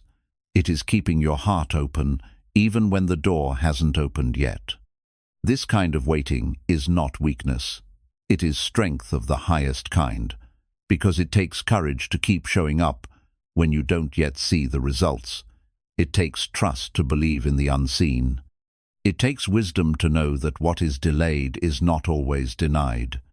And most beautifully, when you wait with grace, you begin to transform. You begin to notice the small shifts, the subtle growth, the ways in which you are being stretched, prepared, and refined. You begin to realize that what's most important is not getting there, but becoming this. Becoming the kind of person who is rooted, aware, and in love with the process itself. The journey is not just a path to something greater. It is the very space where your soul expands. So tonight, give yourself permission to pause the search for arrival. You are not late. You are not behind. You are not lost. You are in the sacred waiting room of your own unfolding. And this space is holy. Let your breath honor it. Let your rest bless it. Say softly within, I trust that what is mine will find me. I no longer rush. I no longer chase. I let the river carry me. These words are not a retreat from effort. They are a return to alignment. Because when you align with the present, you no longer waste energy pushing against the current. You float. You trust. You walk with a quiet knowing that you don't need to see the whole picture to know that something beautiful is forming. And over time, as you surrender to this rhythm, you begin to notice that the waiting wasn't a gap between destination was part of the destination itself, that the patience you practiced became peace, that the slowness became sacred, that the delay was a gift, not a punishment, that what you became while waiting was even more valuable than what you were waiting for. Let your sleep tonight be a soft prayer of trust, not in perfect outcomes, but in perfect timing. Let it be a release of urgency. Let it be a return to the deepest truth, that nothing real is ever rushed, and nothing sacred can be forced. That you are not a mistake unfolding, but a mystery flowering petal by petal, moment by moment, in the quiet space where life knows exactly what it's doing. You may not know when everything will come, but tonight you can know this: you are already becoming. And that is enough. The art of inner spaciousness, creating room for peace to breathe. There is a kind of suffocation that doesn't happen in the lungs, it happens in the soul. You feel it not when the air is gone, but when your life is so full that your spirit can no longer breathe. And this fullness isn't the nourishing kind. It's not full of presence or joy or meaning. It's full of noise, expectations, obligations, tasks, and thoughts that never seem to stop spinning. It's the kind of fullness that feels heavy, the kind that makes your mind loud even when the world is quiet, the kind that causes you to forget who you are underneath all the doing. And in this modern world, this suffocation has become so normal that most people don't even realize it's happening. They move through life chronically overwhelmed, overstimulated, and overcommitted, thinking that stress is just the price of responsibility, that exhaustion is just what it means to care, and that stillness is something to be earned only after everything is complete. But Buddhism teaches something radically different. It teaches that stillness is not a reward, for when you finish everything, it is the foundation you need before you begin anything. It teaches that inner peace does not grow in crowded places, but in space. That clarity does not arrive in the middle of mental clutter, but in openness. That the mind, like the body, needs room to stretch out, to settle, to breathe. And yet we do not often give ourselves this room. We fill our calendars to the edge. We fill our homes with distractions. We fill our minds with information. And then we wonder why we cannot feel peace. We think we must do more. But the real answer is this: we must create space. Inner spaciousness is not something you buy or schedule. It is something you allow. It is something you remember. It is the natural condition of your being, when it is no longer being smothered by everything you think you have to be. Just as a room becomes lighter when you open the windows and remove the clutter, your inner world becomes clearer when you begin letting go not just of material things, but of mental burdens, emotional clutter, and the constant tension of trying to hold everything at once. There is a story in Zen about a student who came to a wise master seeking knowledge. The student began listing all he had read, what he believed, what he wanted to learn. The master served tea and continued pouring, even after the cup was full. The tea overflowed and spilled onto the table. The student cried out, "The cup is full! No more will go in." The master replied, "Exactly. You are like this cup too full to receive anything new. First, you must empty." This is the essence of inner spaciousness.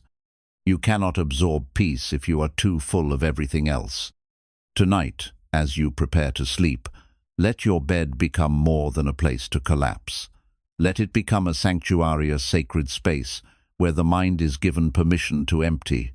This is not about solving every problem. It is not about figuring everything out before rest. It is about creating enough space within you for peace to find a place to land.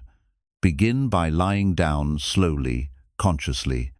Feel the way your body meets the surface beneath you. Notice the places of contact. Let your shoulders drop. Let your jaw unclench. Let your stomach soften. These are acts of surrender. These are doorways to space. Now turn inward and observe your thoughts, not to change them, but to witness how many are present, how many things you are still holding on to. Conversations, fears, unfinished plans, hopes for tomorrow, regrets from earlier. Instead of resisting them or spiraling into them, begin to imagine gently placing them down. Not discarding, not denying, just placing them down.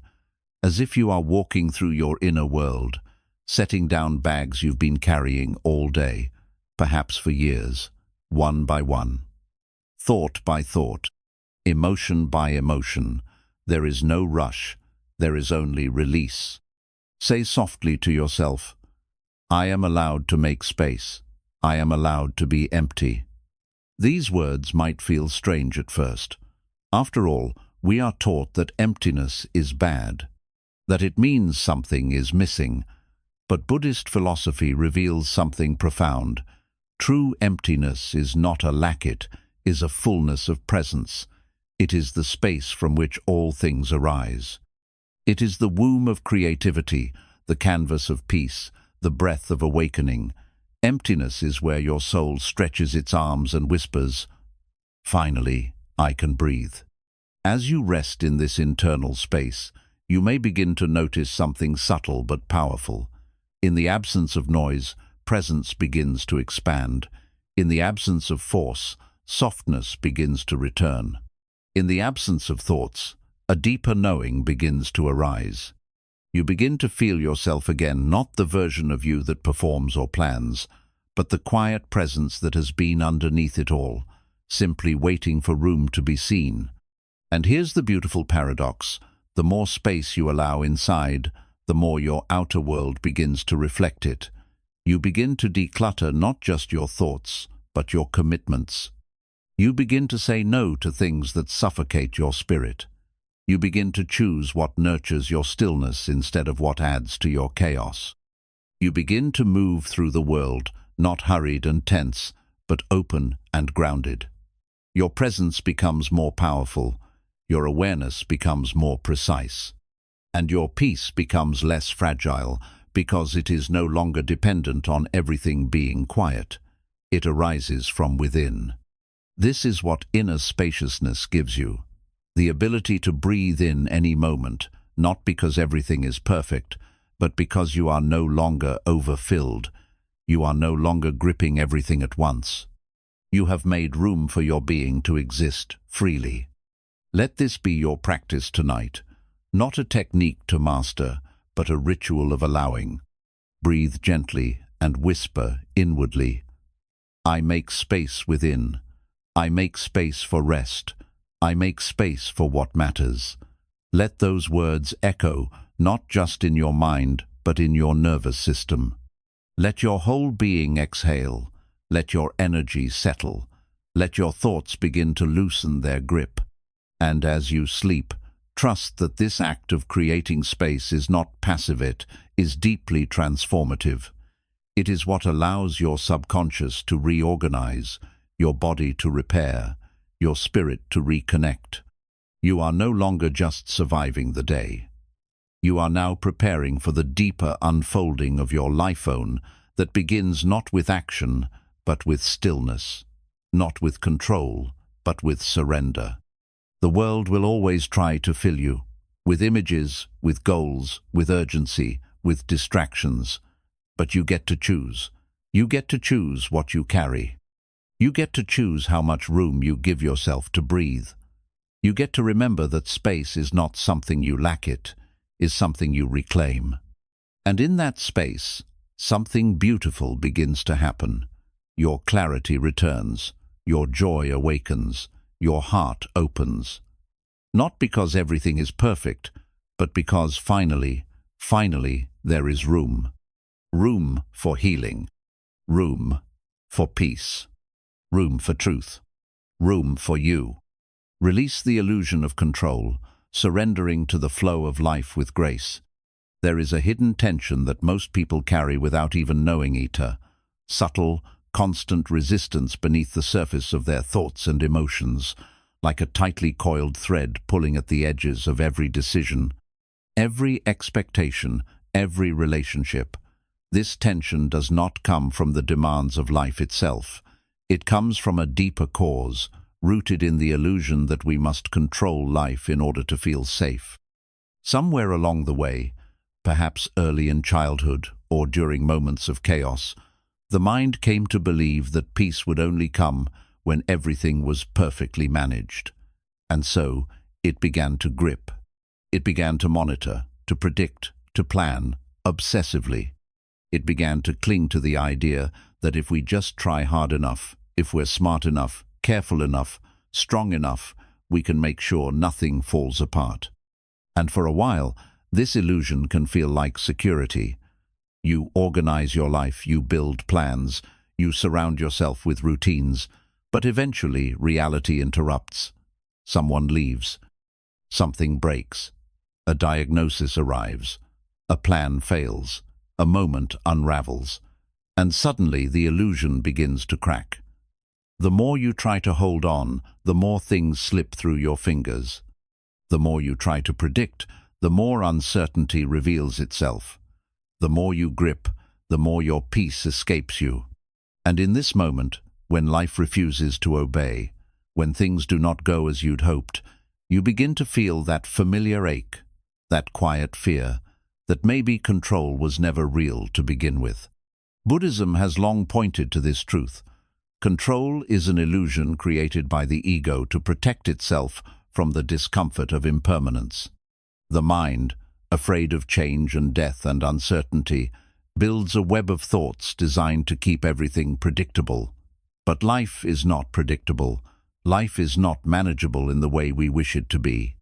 Life is like a river, sometimes calm, sometimes wild, always moving. And the more you try to dam the river, to freeze its current, to dictate its course, the more you suffer. Because you are working against the very nature of existence. But what if, instead of resisting, you could surrender? Not out of defeat, but out of wisdom.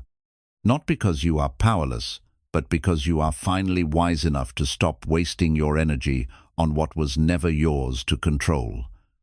What if you could float instead of fight? What if you could breathe instead of brace? What if you could trust that even when you do not understand the direction of the current, you are still being carried somewhere meaningful? This is the invitation of surrender, not to give up, but to give in. To give in to the truth of life as it is, not as the mind wants it to be. To rest not in the false safety of control, but in the real safety of trust. Trust in your breath. Trust in your resilience. Trust in the intelligence of life, which has carried stars into being and breath into your lungs without ever asking for your permission. Tonight, as you lie down to sleep, reflect gently on the areas of your life where control has been gripping you the most. Maybe it's your future, which feels uncertain. Maybe it's a relationship that feels fragile. Maybe it's a past you can't seem to rewrite. Without judgment, notice how much energy you have spent trying to manage the uncontrollable. Notice how your body responds to the thought of letting go. Maybe you feel tightness in the chest, a knot in the stomach, a pressure in the head. These are not signs of failure. They are signs of your humanity. They are echoes of a nervous system that has been taught to fight for stability at all costs. And now, it is time to teach that system a new way. A way rooted not in force, but in flow. Begin with your breath. Let it be slow. Let it be deep. Let it remind your body that it is safe to relax. With each inhale, imagine drawing in peace. With each exhale, imagine releasing control. You don't have to do anything. You don't have to fix anything. You don't have to plan for anything. In this moment, your only job is to be, to lie down, to breathe, to allow. And in this allowing, something miraculous begins to happen. The grip begins to loosen, the mind begins to soften, the heart begins to open, not because you forced it to, but because you finally stopped resisting what already is. Whisper to yourself gently, I let go of the need to control. I trust life. I trust myself. I trust the unfolding. These words may not feel true at first. That's okay. They are seeds. Plant them anyway. Repeat them with kindness. Let them echo through your body as you fall into sleep. Over time, these seeds begin to grow. They begin to rewire the places where fear used to live. They begin to teach your subconscious that surrender is not abandonment, it is alignment. That letting go is not weakness, it is the highest strength. That peace does not come from perfect outcomes, it comes from perfect presence. And slowly, as this truth takes root in you, you begin to live differently. You stop panicking when plans change. You stop breaking when things fall apart. You begin to flow like water, adaptable, open, free. Your inner world becomes spacious. Your decisions become less frantic. Your presence becomes deeper. You begin to notice beauty even in uncertainty. You begin to find stillness even in change. You stop needing to hold everything together, and in doing so, you discover that life holds you. This does not mean you become passive. It does not mean you stop making choices. It means your actions are no longer driven by fear. They are guided by wisdom. You still move, but you move from a place of surrender, not control. You still speak, but your voice is soft. You still dream, but your dreams are free from urgency. You still care, but you care without clinging. You learn to ride the waves instead of trying to stop the ocean. Let tonight be your practice of this sacred letting go. As you close your eyes, imagine placing all your attempts to control into a basket and setting it down by your bedside. You can pick it up tomorrow if you choose, but tonight, let yourself rest without it. Rest without effort. Rest without managing anything. Rest in the pure, spacious truth that you are not the controller of life. You are a participant.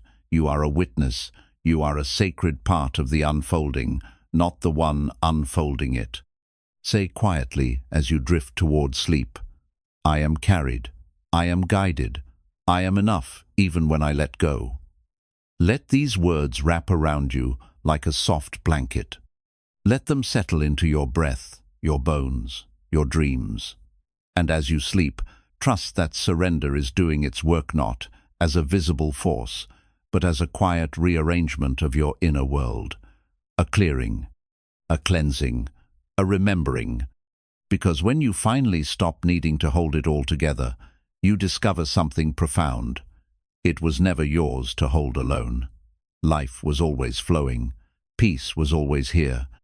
And you were always free to float. Return to the witness. Step back from the storm and remember who you are.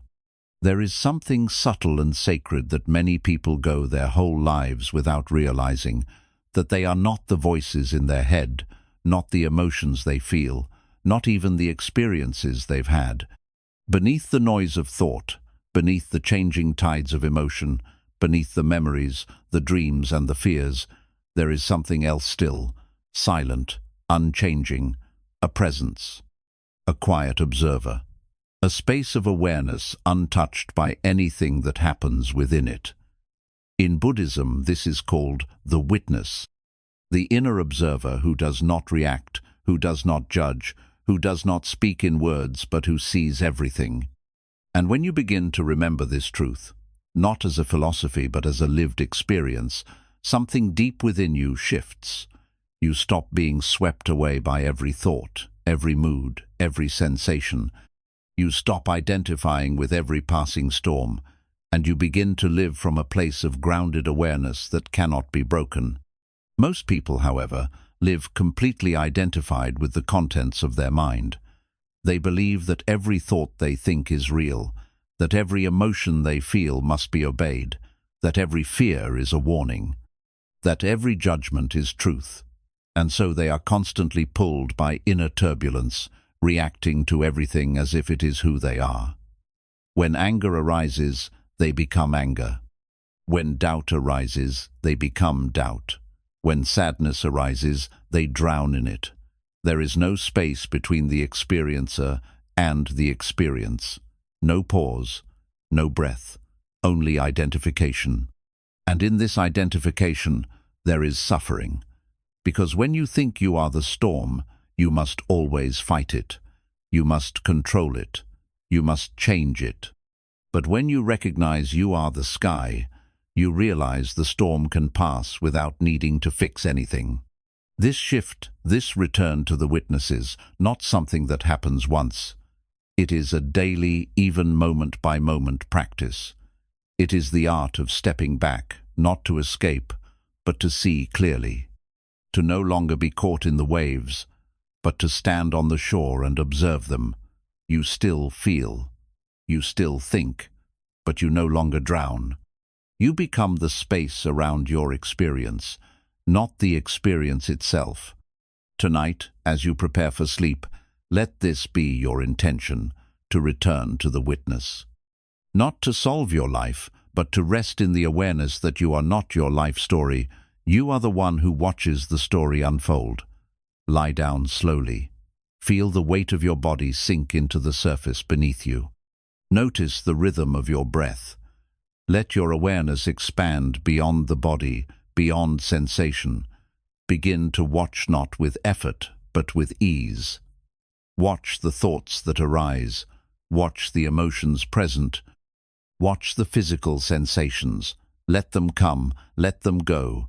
Do not cling, do not push, do not name. Just watch. Be the open sky. Perhaps your mind is still busy. Perhaps there is worry, tension, longing. That's okay. Do not try to stop it. Do not try to silence the mind. That only creates more resistance. Instead, step back. Take one gentle breath and silently affirm, I am not this thought. I am the one who sees it. Take another breath and affirm, I am not this emotion. I am the one who holds it with love. Again and again, return to the spaciousness behind everything. And as you do, you begin to feel something rare. Peace that is not based on the contents of your mind, but on your relationship to them. This is the source of true freedom, not in controlling the mind, but in no longer being ruled by it. The mind can still move, thoughts can still come, emotions can still rise. But you are no longer reacting blindly. You are no longer lost. You are homing yourself as the watcher, the witness, the one who knows. And in that space, healing happens. Insight arises. Stillness blooms. In Buddhist practice, this witnessing awareness is cultivated through mindfulness and meditation. But it is also cultivated in simple, quiet moments like this one. The moment before sleep, when the world fades and you are left with yourself. Most people use this time to spiral into overthinking. But you can choose differently. You can choose to let this time become your return to stillness, to clarity, to who you really are beneath all the roles, the stories, the striving. Let your breath be your anchor. Each inhale, an invitation to soften. Each exhale, a release into spacious awareness. Let the day fall away not because you have solved everything, but because you have remembered that you do not need to carry everything to rest. You only need to witness. Say gently within, I see, I allow, I rest. These 3 words are a meditation, a mantra, a path back to yourself. And as you continue this practice night after night, you begin to notice something remarkable.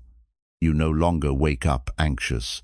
You no longer spend the day lost in every passing emotion. You still feel, but now there is space around the feeling. You still think, but now there is distance. You still experience, but now there is presence. You have become rooted in the witness. And from this root, you begin to live with greater peace, clarity, and compassion. You begin to respond instead of react. You begin to listen more deeply. You begin to move through life with a lightness that comes not from detachment, but from depth. This is not about being cold or numb. On the contrary, the witness is the foundation for deep love. Because when you are not consumed by your own storms, you have the space to hold others in theirs. You have the clarity to be kind, the stability to be present, the wisdom to stay soft even when the world is hard. So, tonight, let yourself be nothing more than awareness. You do not need to be the fixer, the thinker, the doer. You do not need to wear any mask. You do not need to figure anything out. You can let all of that go. You can lie down as pure being, pure seeing, pure presence, the sky, open and vast. Say softly as you close your eyes, I am the witness, I am the space, I rest in the truth of what I am. Let this truth hold you as you drift into sleep. Let it settle into the deepest parts of your subconscious. Let it rewire the old habit of identification. You are not your story. You are the awareness in which the story unfolds. And tomorrow, when you rise, you will carry this remembrance, not as a thought, but as a state. You will walk through your day not clinging, not resisting, but witnessing. And in that witnessing, you will begin to touch something sacred. The peace that does not depend on circumstances, the joy that does not depend on outcomes, the love that does not waver when life becomes difficult. You will begin to know yourself not as the person the world has shaped, but as the presence that was always watching, always holding, always here. The end of becoming. You are already what you seek. For much of life, we are told that we must become something. From the earliest days of childhood, we are measured, compared, corrected, and shaped. We're taught that to be valuable, we must improve. To be loved, we must change. To be worthy, we must constantly become someone better than who we are right now.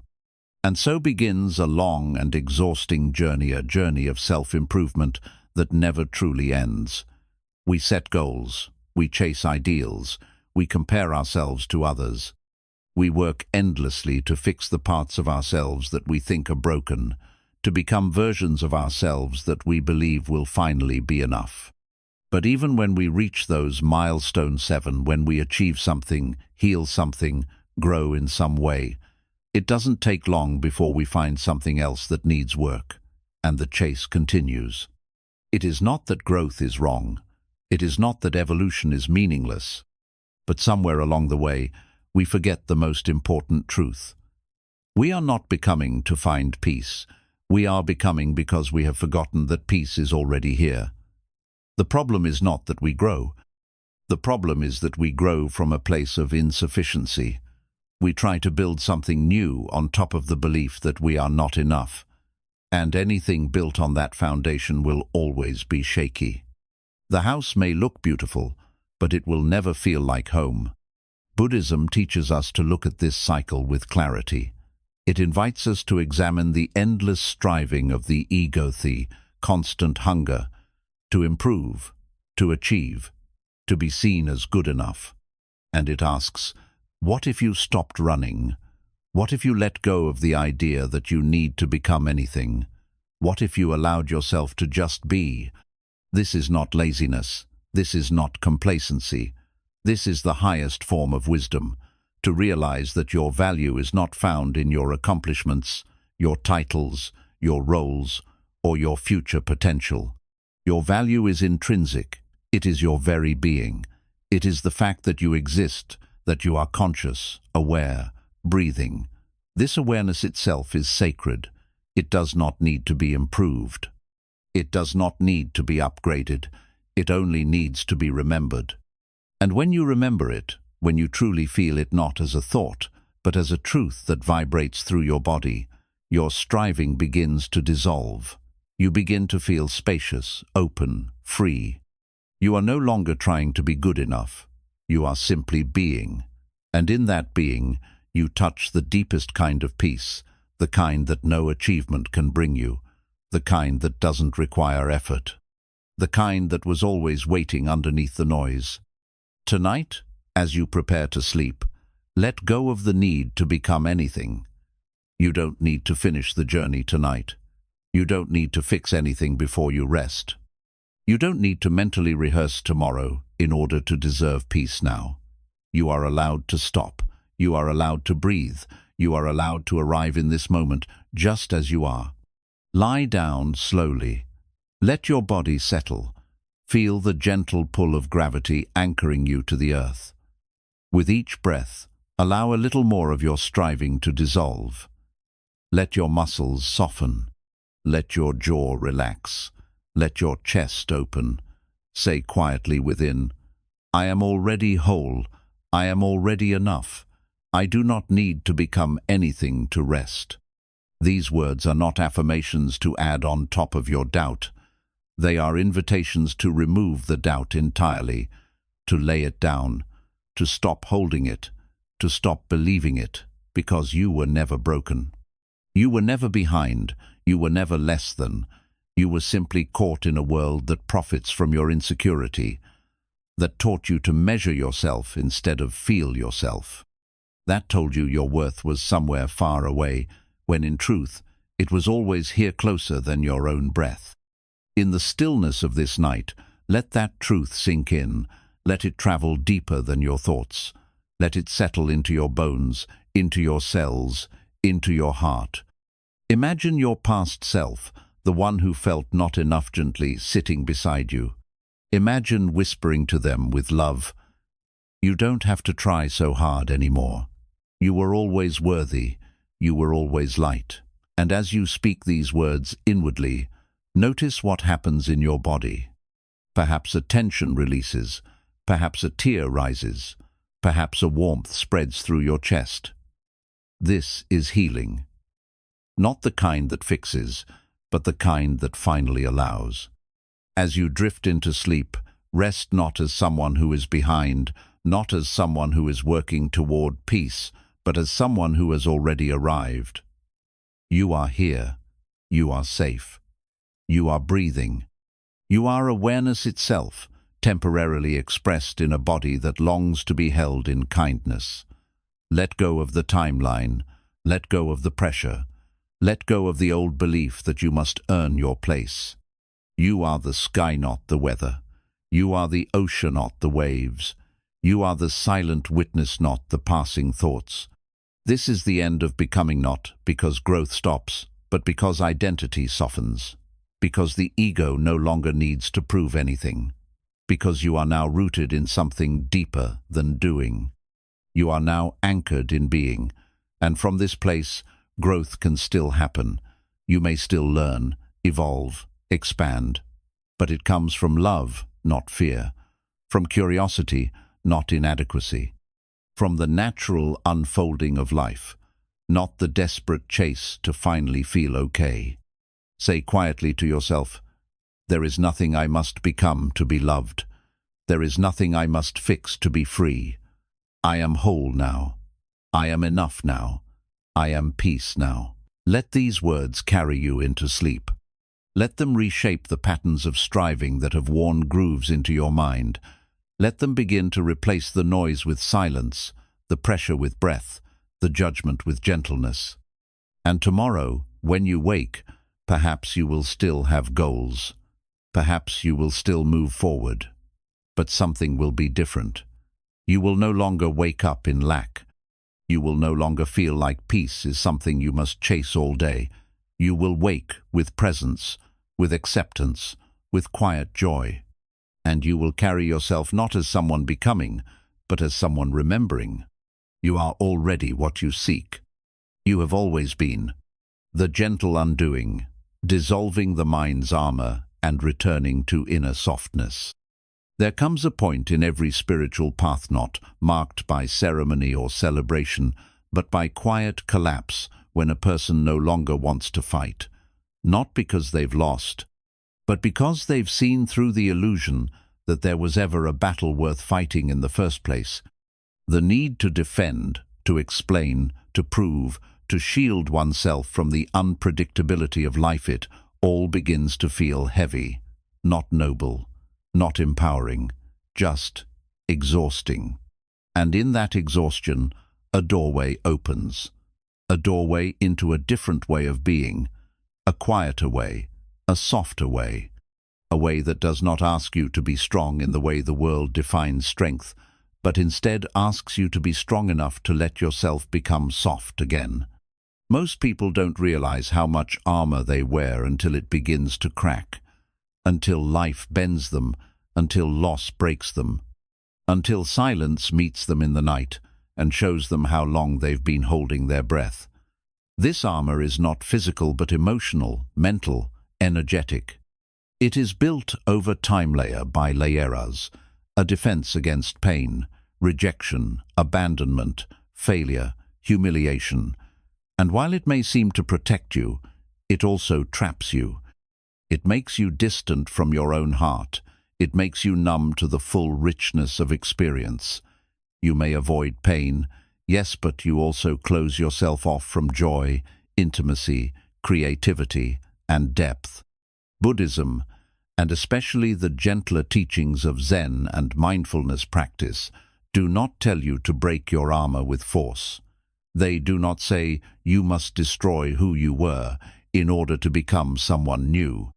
They invite you instead to undo slowly, consciously, with compassion. They invite you to soften, not just on the outside, but deep within. To release the tension you didn't know you were holding. To lay down the shields that became part of your identity. To trust that you are safe enough now to come out from behind the walls. This process is not fast, nor should it be. Undoing is a sacred act.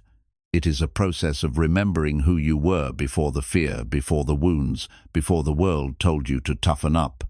And it begins in the quietest moments like now, as you prepare for sleep, when no one is watching, when there is nothing to prove, when your body longs for stillness and your soul longs to be seen. Lie down gently. Feel the weight of the day begin to slide off your shoulders. Notice the tightness in your jaw, the subtle clenching in your hands, the guardedness in your chest. Don't try to change it. Just notice. Awareness is the beginning of undoing. Take a slow breath in and let it out even slower. Allow yourself to arrive here not as the person the world sees, but as the raw, unarmored being underneath all roles and routines. Say quietly within, I no longer need to carry what I once needed to survive.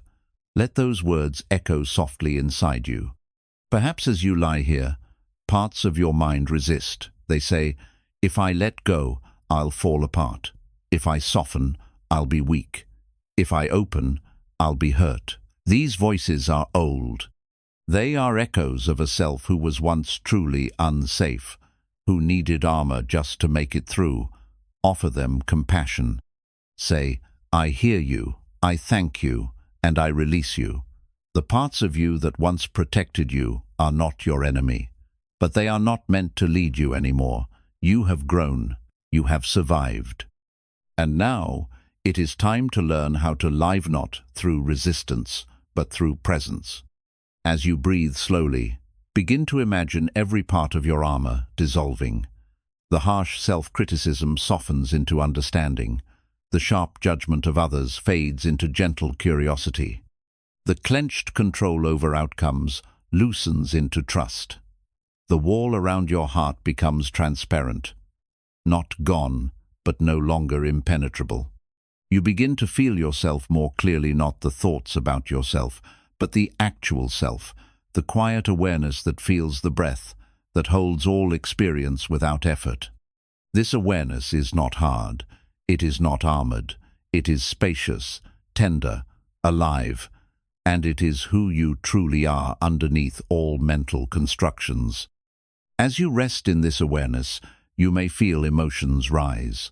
Old grief, unprocessed pain, a deep longing for safety or love. Let it come.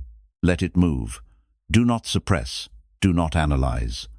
Just witness it, with breath, with softness, with the presence of someone who finally knows they don't need to push anything away to be okay.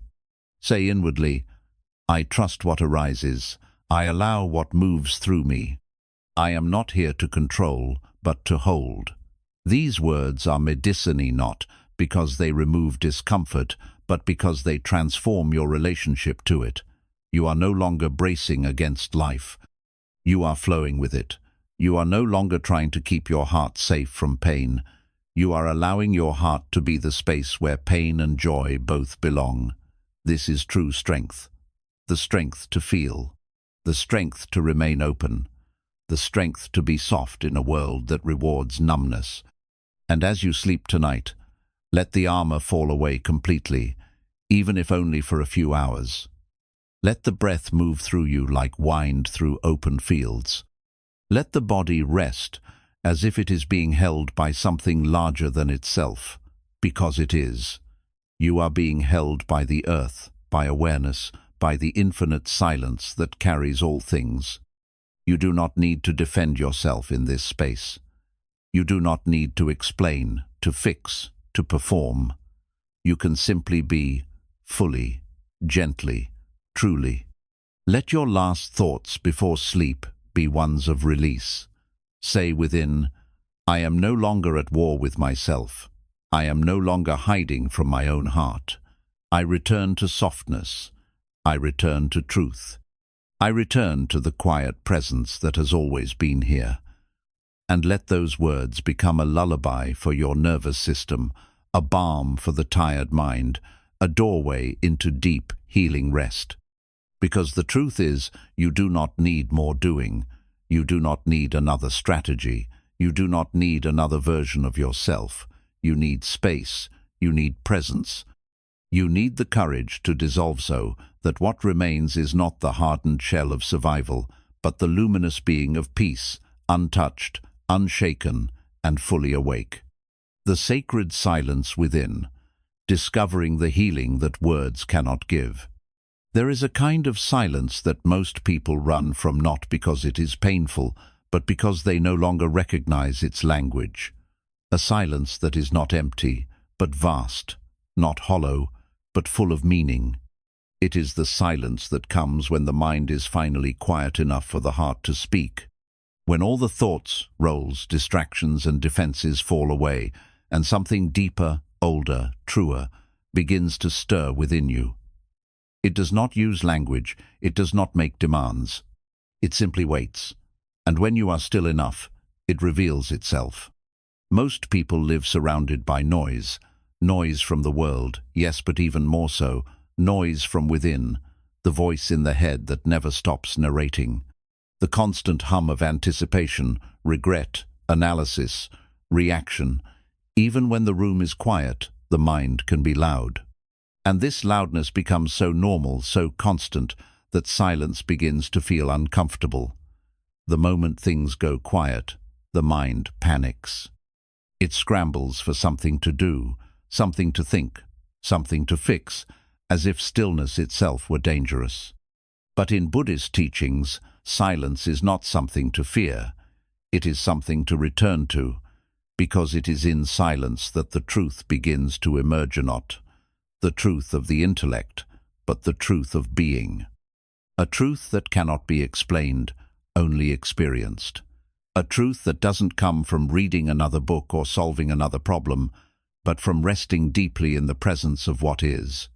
Silence is not the absence of sound, it is the absence of struggle, the absence of needing anything to be different, the absence of the ego's endless search for control, validation, and certainty. It is the space where you stop trying to be anything and simply allow yourself to be. And in that being, a healing begins not because you've added anything, but because you've finally stopped interfering with what was always whole. Tonight, as you prepare for sleep, let silence become your medicine. Not just the silence around you, but the silence within you. You don't need to push away thoughts. You don't need to stop your emotions. You simply need to step back from them, to let them rise and fall without attaching, without chasing, without labeling. Rest in the space between thoughts. Rest in the breath without trying to change it. Rest in the awareness that sees everything and says nothing. This practice may feel strange at first. You may find yourself reaching for thoughts like someone reaching for a handrail in the dark. That's okay. You've been conditioned to think constantly. You've been taught that silence means something is wrong. But tonight, remind yourself gently, silence is not emptiness. Silence is presence. Let that reminder guide you deeper. Begin by lying down with intention. Feel the entire weight of your body surrendering to the ground. Feel how the earth holds you without asking for anything in return. Feel how your breath continues without effort. And as you notice these things, let your awareness grow wider like the surface of a still lake, like the vastness of the night sky. Everything is allowed in this space. Sounds, thoughts, sensations. But you do not cling to any of them. You let them arise and pass, like waves on the surface of still water. The silence underneath remains, untouched, unbothered, unmoved. And as you rest in this silence, you may begin to feel something you hadn't felt in a long time, a deep, subtle peace. A sense that there is nothing missing, that you are not behind, that you are not broken, that everything you've been searching for is already here, quietly pulsing beneath the surface of your awareness. Not because you've achieved anything, but because you've finally stopped running. This is not the silence of suppression. This is the silence of return. Return to what you were before the world told you who to be. Return to the simple truth that you are enough. Not because of your accomplishments, but because you are alive. You are conscious.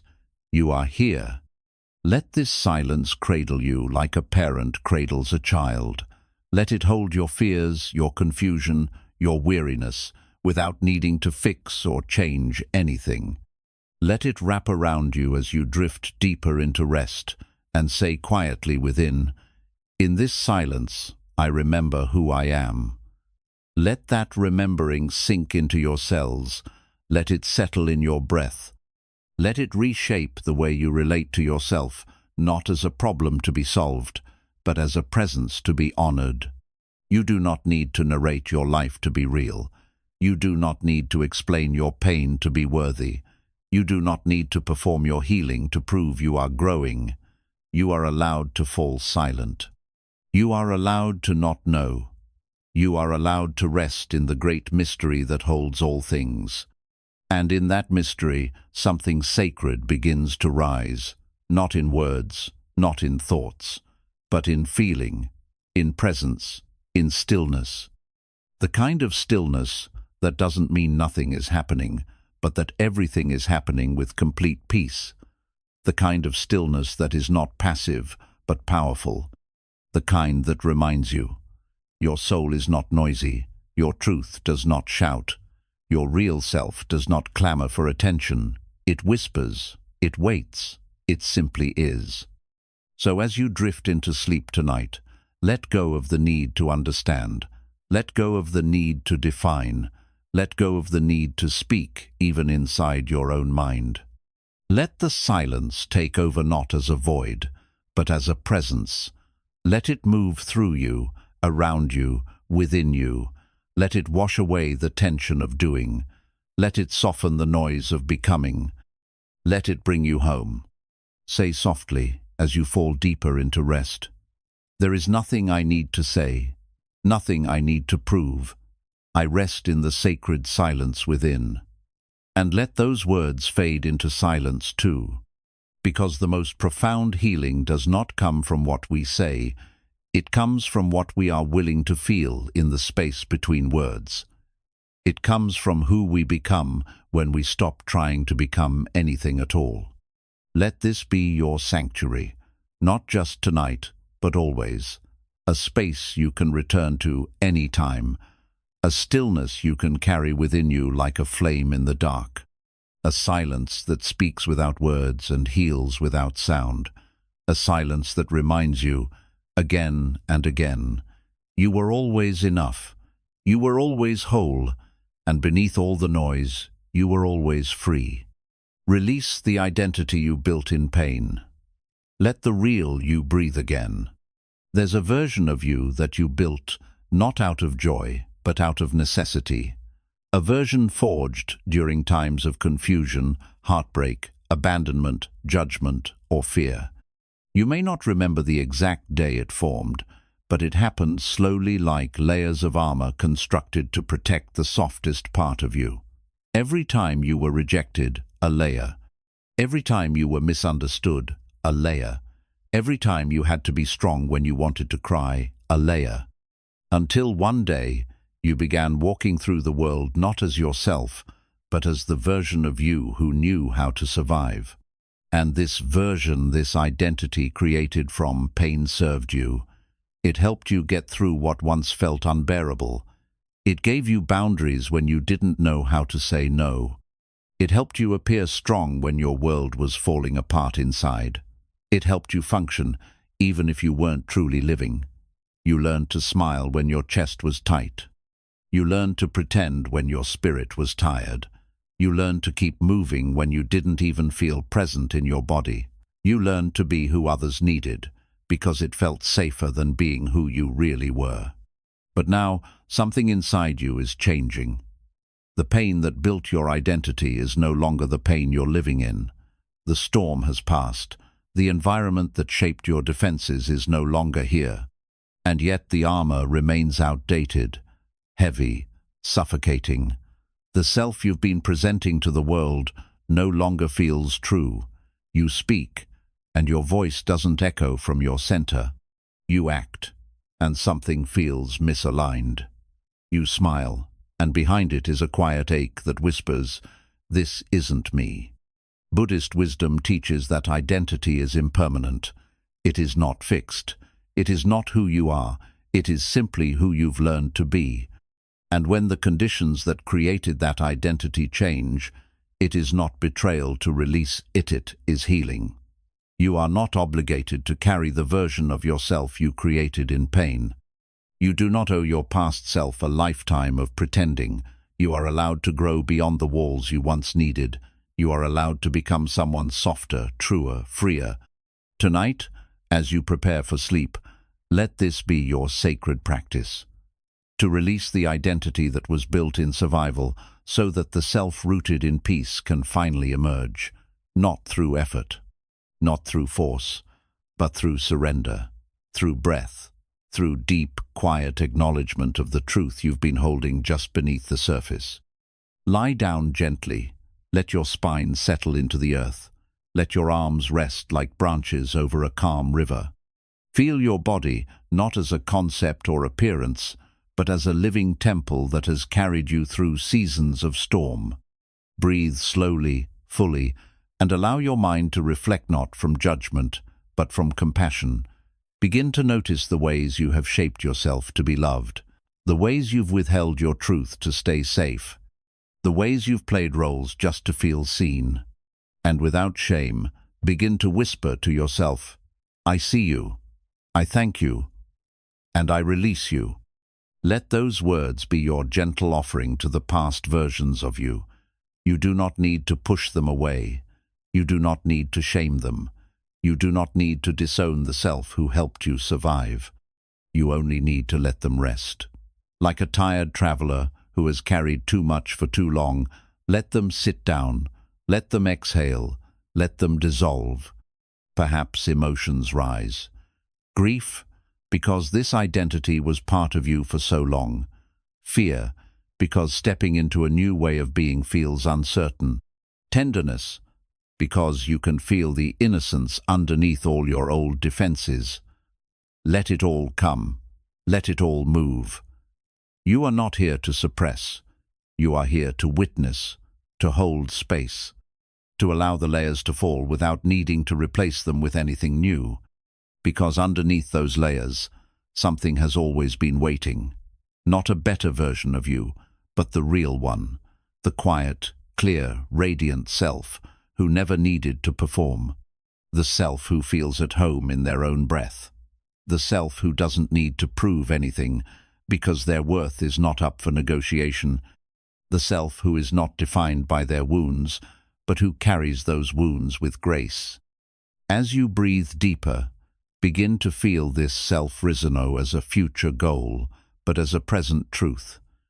Feel how your body softens when you are no longer trying to be something. Feel how your breath deepens when you are no longer bracing for judgment. Feel how your heart opens when you are no longer guarding it against old ghosts.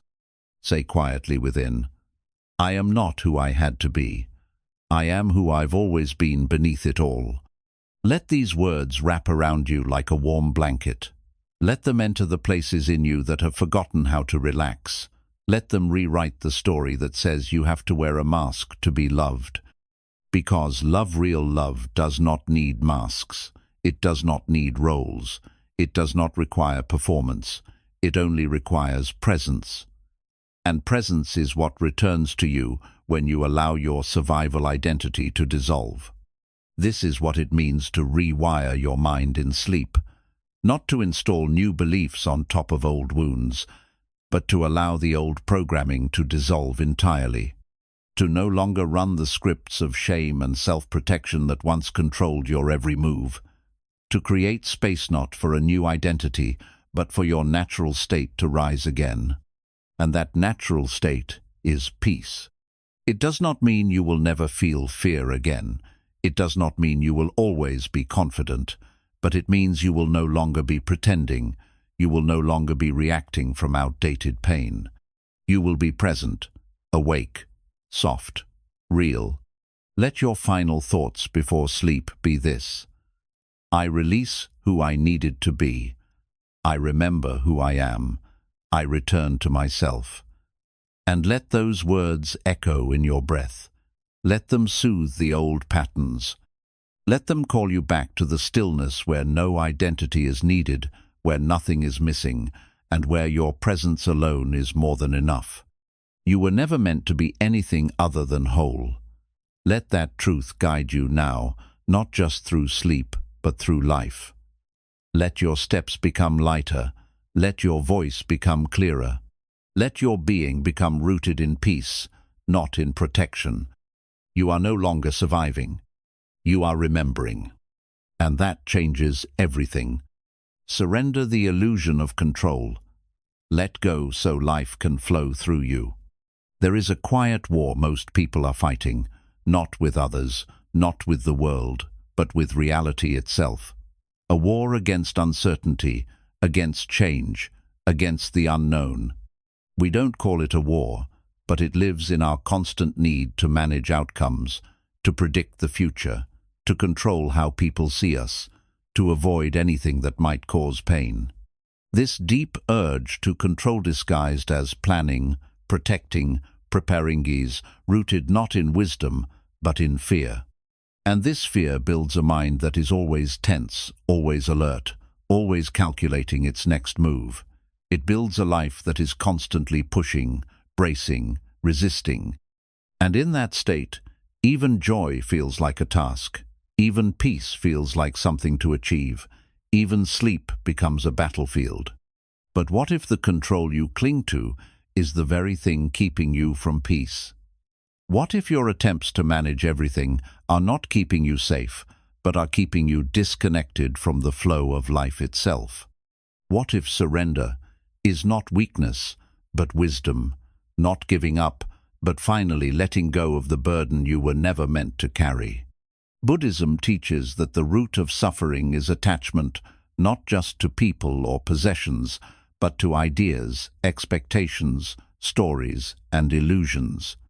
And perhaps the most seductive illusion of all is the idea that if you just try hard enough, think long enough, prepare perfectly enough, you can keep everything under control.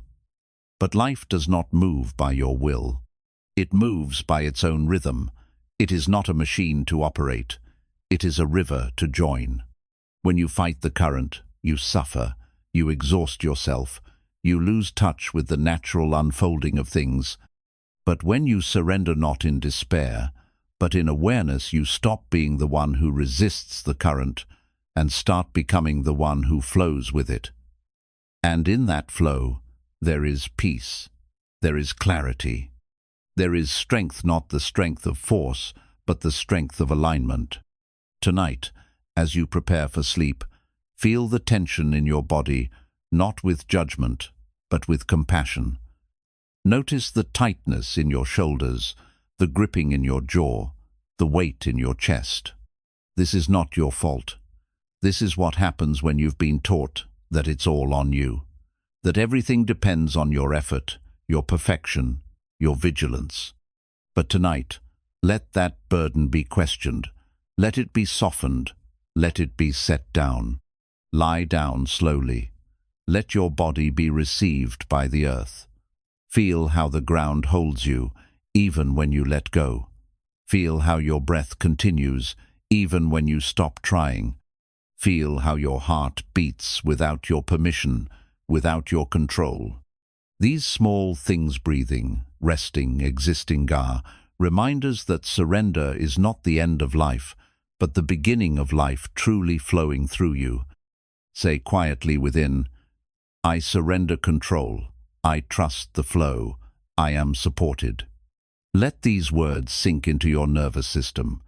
Let them melt the old patterns of hypervigilance. Let them dissolve the walls you built when life felt too unpredictable. Let them open space for ease, for grace, for trust. And in this space, allow memories to arise. Times when things didn't go as planned, but still brought blessings. Times when you let go and life surprised you. Times when surrender brought you home to yourself in ways control never could. These moments are your teachers. They show you that life is not something to dominate. It is something to listen to partner with, to bow to not in fear, but in reverence. As you breathe slowly, begin to imagine all the areas where you've been gripping too tightly, the relationship you've been trying to fix, the outcome you've been trying to force, the past you've been trying to rewrite, the future you've been trying to control. Picture each of these as knots in your body, and with each exhale, allow one knot to loosen, not by effort, not by force, but by your willingness to say, I trust what I cannot see, I release what I cannot carry, I allow what is. This is not passivity, this is participation, a different kind. The kind where your role is not to steer the entire river, but to stay in your boat, to paddle gently, to listen deeply, to respond rather than react. In surrender, you are not giving your power away. You are recognizing where your real power begins and where your illusions end. Let your breath guide you back to this truth. Inhale softly. Exhale with release. Inhale again. Exhale the old need to grip. Feel how your body softens. Feel how your mind slows. Feel how your heart begins to open, not because you've fixed everything, but because you've stopped resisting everything. There will still be challenges. There will still be things you want, things you lose, things that hurt. But with surrender, your relationship to all of it changes. You are no longer clinging. You are no longer tightening every time something unexpected happens. You are allowing. You are meeting life as it is. And that meeting, that radical acceptance, is what brings the deepest peace of all. Say again, as you rest deeper, I surrender the need to control. I open to the wisdom of what is. Let this become your lullaby. Let it lull the inner controller to sleep. Let it comfort the parts of you that once felt unsafe without a plan. Let it remind your inner child that it is okay to rest, to trust, to be held by something larger than fear. Because you are held, not by your strategies, not by your plans, but by the same intelligence that turns night into day, that heals cuts without being asked, that guides the seasons without human command. That intelligence lives in you, moves through you, loves you, and when you surrender, you become aligned with it. This is the final letting go, not of responsibility, but of resistance. Not of your life, but of the illusion that you are separate from the life that moves through you. You are not the controller. You are the vessel. You are not the architect of the river. You are the water itself. You are not meant to hold everything. You are meant to trust what holds you. And so, tonight, rest not with tension, but with trust. Rest not with planning, but with presence. Rest not with fear, but with the quiet knowing that surrender is not the end of effort, it is the beginning of peace. Let go. Let flow. Let life carry you. Forgive so you can be free, releasing the poison you were never meant to hold. There is a kind of weight that cannot be seen, but it is felt in every breath, every thought, every heartbeat. It is the weight of unresolved hurt, of grudges held silently in the corners of the heart, of stories played on repeat long after the moment has passed. It's the heaviness of betrayal that was never processed, of resentment that calcified into bitterness, of anger that never found a safe place to dissolve. This weight does not live in your hands or your back, it lives in your chest, your jaw, your thoughts, your sleep. It shapes the way you see others. It distorts the way you speak to yourself. It clouds the softness of your presence, until peace becomes a memory instead of a lived reality. And yet, for many, this weight is mistaken for strength. We are taught to never forget, to never forgive, to carry the wound as a shield, as proof that we were wronged, as protection against being hurt again. But what if the wound is not shielding you anymore? What if it's suffocating you? What if the anger you think is keeping you strong is actually keeping you stuck? What if the very thing you think is protecting your dignity is poisoning your peace? Buddhist wisdom speaks of forgiveness not as a moral obligation, but as a path to freedom, not because others deserve it, but because your heart deserves to heal. Because the pain that was done to you doesn't have to keep living inside you. Because freedom is not given by others, it is something you reclaim when you decide to release the burden you were never meant to carry. Tonight, as you prepare to sleep, let this become your sacred practice, to begin gently, without pressure, without force, the process of forgiveness, not for anyone else, but for you, so your breath can deepen again, so your heart can soften, so your mind can rest, so your body can finally exhale the stories it has held like armor. Begin by lying down in stillness. Let your body sink into the earth. Let gravity pull you closer to what is real. Feel how each breath arrives on its own, without effort. Feel how your body does not need your control to keep you alive. Now, slowly begin to reflect, not with blame, not with shame, but with presence. Allow a person or memory to rise, someone who hurt you, someone you still think about when the room gets quiet, someone whose energy still echoes in your nervous system. Notice how your body responds. Perhaps your chest tightens, perhaps your stomach flips, perhaps your jaw clenches slightly. These are signs that the wound is still alive, not in the past, but in the present. And you don't need to push these sensations away. You don't need to pretend to be healed. You simply need to see them, feel them, and stay with them, gently, lovingly. Say within, I see the wound, I see what I've carried, and I choose to begin releasing it. This is not a command. This is an invitation to yourself, to your spirit, to your heart. You don't need to forgive all at once. You don't need to feel peace immediately. You only need to open the door, just enough to let light in, just enough to breathe again. Perhaps the hurt was deep. Perhaps it changed who you became. Perhaps it stole years of your joy, your innocence, your trust. And yet, there is still a space inside you that remains untouched, a space that knows your wholeness is not dependent on anyone else's apology. A space that knows forgiveness is not about denying what happened. It is about choosing not to let what happened define your relationship to the present moment anymore. As you breathe, say softly, I am allowed to be free. I am allowed to let go.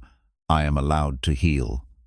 And as you say these words, let the tension begin to melt. Feel your shoulders drop. Feel your heart expand. Feel your mind begin to loosen its grip. Imagine the pain no longer living inside you as fire, but now turning into water-cool, flowing, moving. It no longer burns. It no longer controls.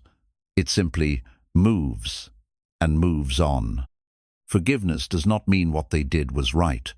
It does not mean it didn't hurt. It means you are no longer willing to be tied to their energy. It means you are no longer feeding the pain with your thoughts. It means you are no longer rehearsing the story that keeps your heart locked in the past. Forgiveness is how you reclaim your power, not by fighting back, but by rising above the battlefield completely. You are not the wound. You are not the story. You are not the past. You are the awareness that survived all of it. You are the one who felt it all and still breathes.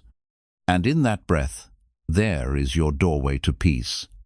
Now turn your awareness inward, toward yourself, because sometimes the person you need to forgive most is you. For the things you did in confusion, for the things you didn't say, for the times you stayed too long, for the moments you betrayed your own heart just to be loved. Can you forgive that version of you too, the one who was learning, the one who didn't know better, the one who was just trying to survive? Say gently, I forgive myself for the ways I abandoned me. I return to myself now, with love. Let these words settle into your cells. Let them loosen the self-blame. Let them soften the guilt. You cannot heal through punishment.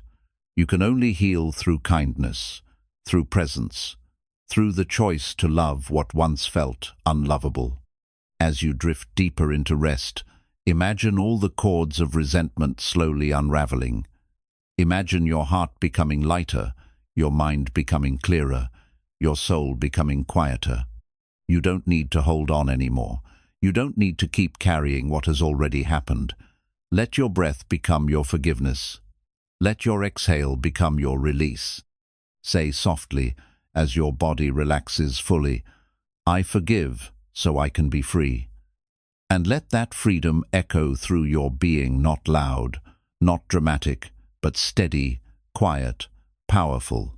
The kind of freedom that does not depend on anything outside of you.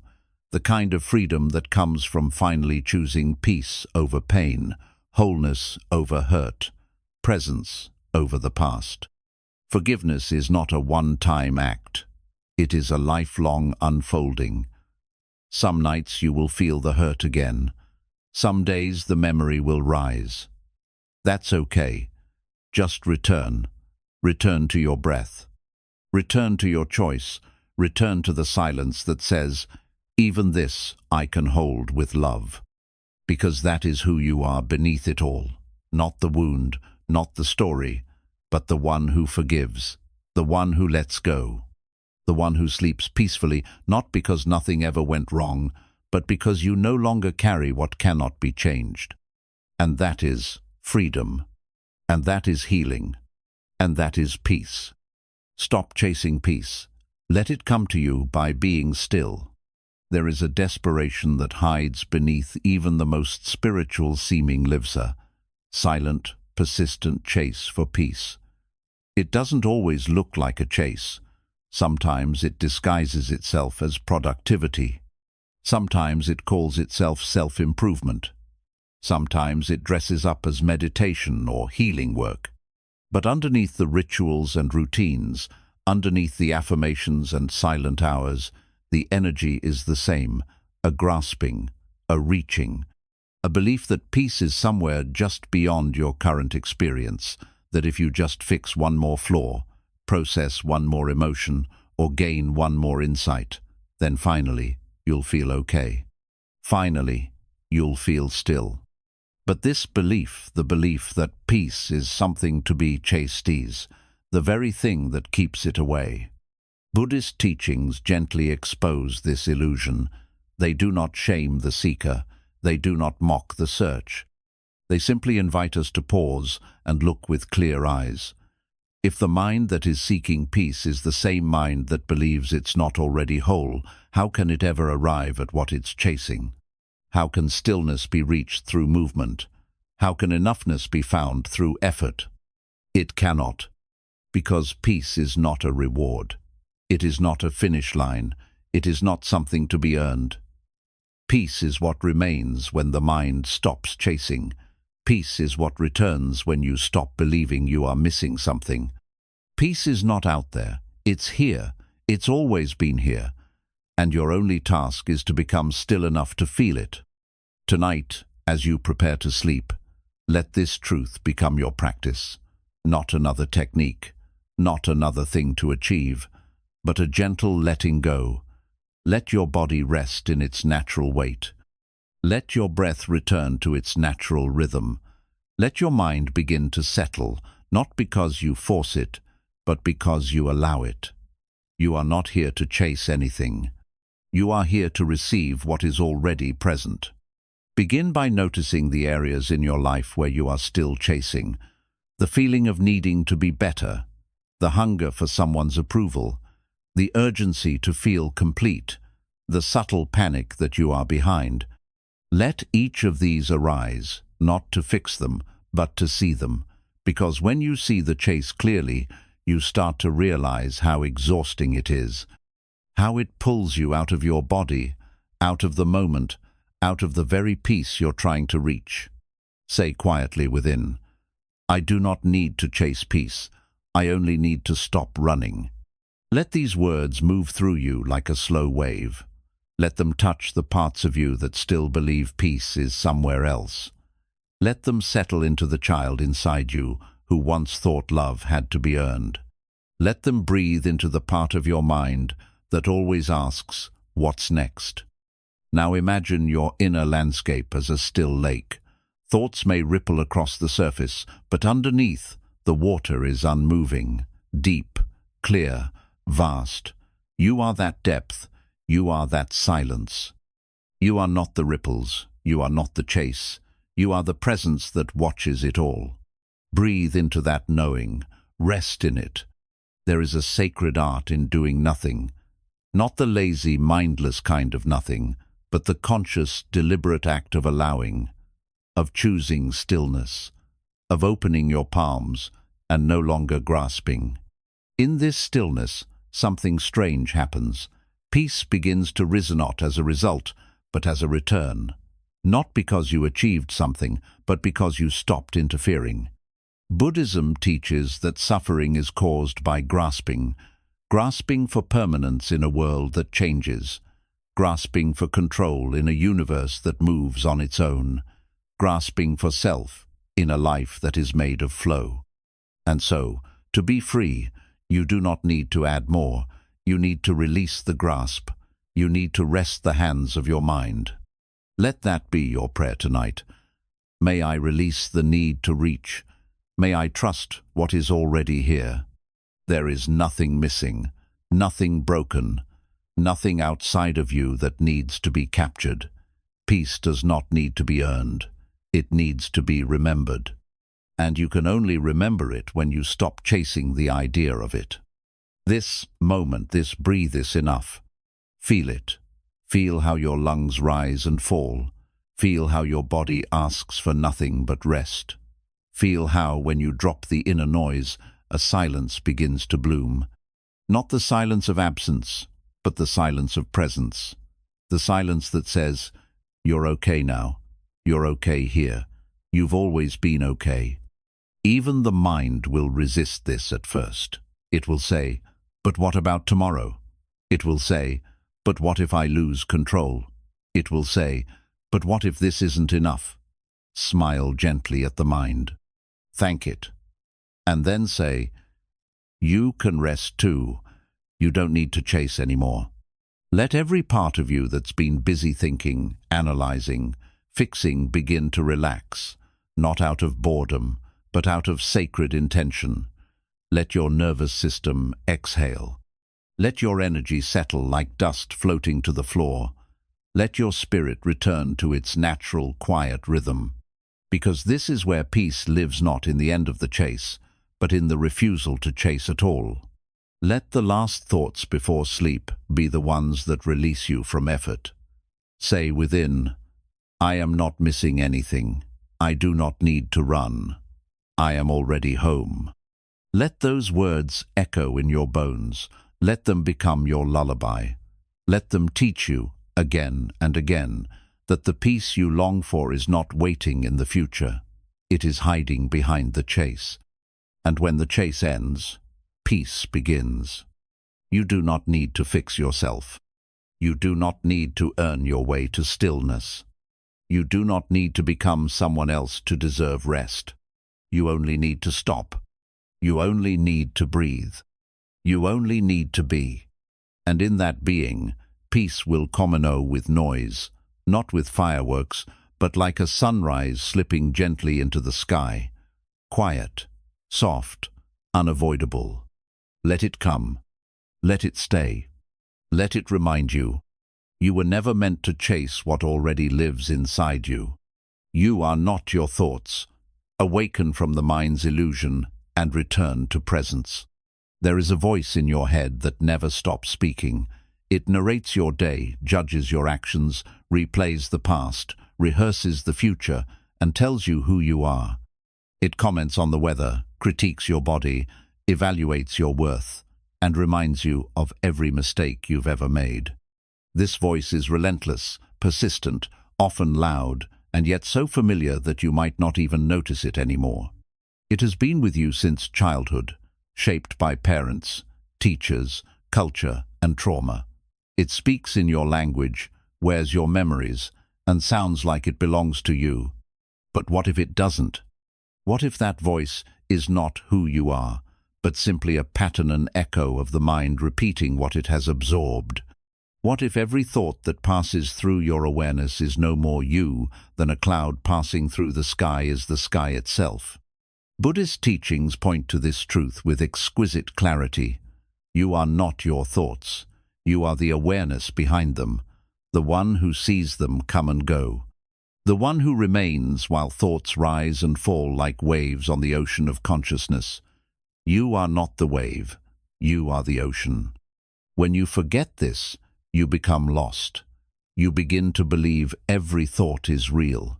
Every fear becomes fact. Every judgment becomes truth. Every passing mental image becomes your identity. And from this false identification, suffering is born. Anxiety arises not just because a fearful thought appears, but because you believe it defines you. Shame surfaces not just because the mind recalls a mistake, but because you believe that memory is who you are.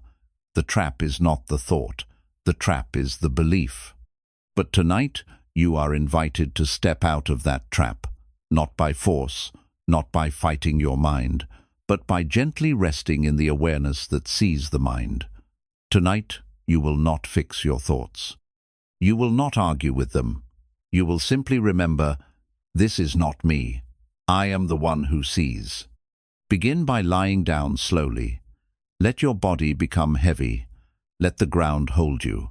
Let your breath soften. Let the day dissolve. Now, turn inward not to the thoughts themselves, but to the space in which the thoughts appear. Like watching clouds drift across a sky, begin to notice each thought as it arises. You don't need to judge it. You don't need to follow it. Just watch. A memory arises, let it pass. A fear arises, let it pass. A craving arises, let it pass. A plan, a hope, a regret, let it all pass. Like birds flying across a vast sky, your thoughts are visitors, not residents. They come, they go, but the sky remains untouched, and you are the sky. Say quietly within, I am not this thought. I am the awareness watching. As you continue, you may notice how quickly the mind wants to reattach. It may say, but this thought is important. It may say, but this one is different. It may try to pull you back into identification. Smile gently at the mind, thank it, and say again, even this thought is just another cloud. It too will pass. There is a sacred power in this witnessing, not because it gives you control, but because it gives you freedom. When you no longer identify with the thought loses its power. When you no longer believe the voice in your head defines you, its grip loosens. You are no longer a prisoner. You are no longer caught. You are free. This is not dissociation. This is not denial. This is presence. This is awakening. You are becoming what you truly are, not a bundle of ideas and stories, but a vast, clear, radiant field of awareness. A field in which thoughts may come and go, but which remains whole, untouched, unshaken. As you rest deeper, notice how peaceful it becomes when you stop trying to change your thoughts and instead just witness them. Notice how the tension in your body softens, how your breath deepens, how your mind begins to slow, not because you forced it, but because you stopped feeding it. Thoughts, like fire, require fuel, and the fuel is your attention. When you withhold attention, the fire fades. When you rest in awareness, the storm quiets. Say softly now, I return to the stillness that watches. I rest in the space before thought. And let those words guide you even deeper. Past the noise, past the content of the mind, into the silence that existed before you knew language, into the pure presence that is never disturbed. Thoughts may still arise. That is not a problem. Freedom is not the absence of thoughts, it is the absence of attachment to them. A free mind is not an empty mind. It is a mind you no longer believe. You listen, but you do not obey. You observe, but you do not cling. You allow, but you do not follow. In this allowing, something miraculous happens. Your true self begins to emerge not as a new thought, but as a deep remembering. A remembering that you are not broken, that you do not need fixing, that your worth is not tied to how positive your thoughts are, that your essence is deeper than any concept the mind could invent. This is the real you, the self that was never afraid, the self that is not a story, the self that does not need validation or defense, the self that watches, allows, accepts, and loves. It has been here all along, patiently waiting for you to turn inward and see. As you drift toward sleep, let go even of the practice. Let go of the words. Let go of the teachings. Let even the thought, I am not my thoughts, dissolve. And simply be. Rest in that being. Rest in that stillness. Rest in the you that existed before thought, and will remain long after every thought is gone. Say softly, one final time, I am awareness. I am peace. I am free.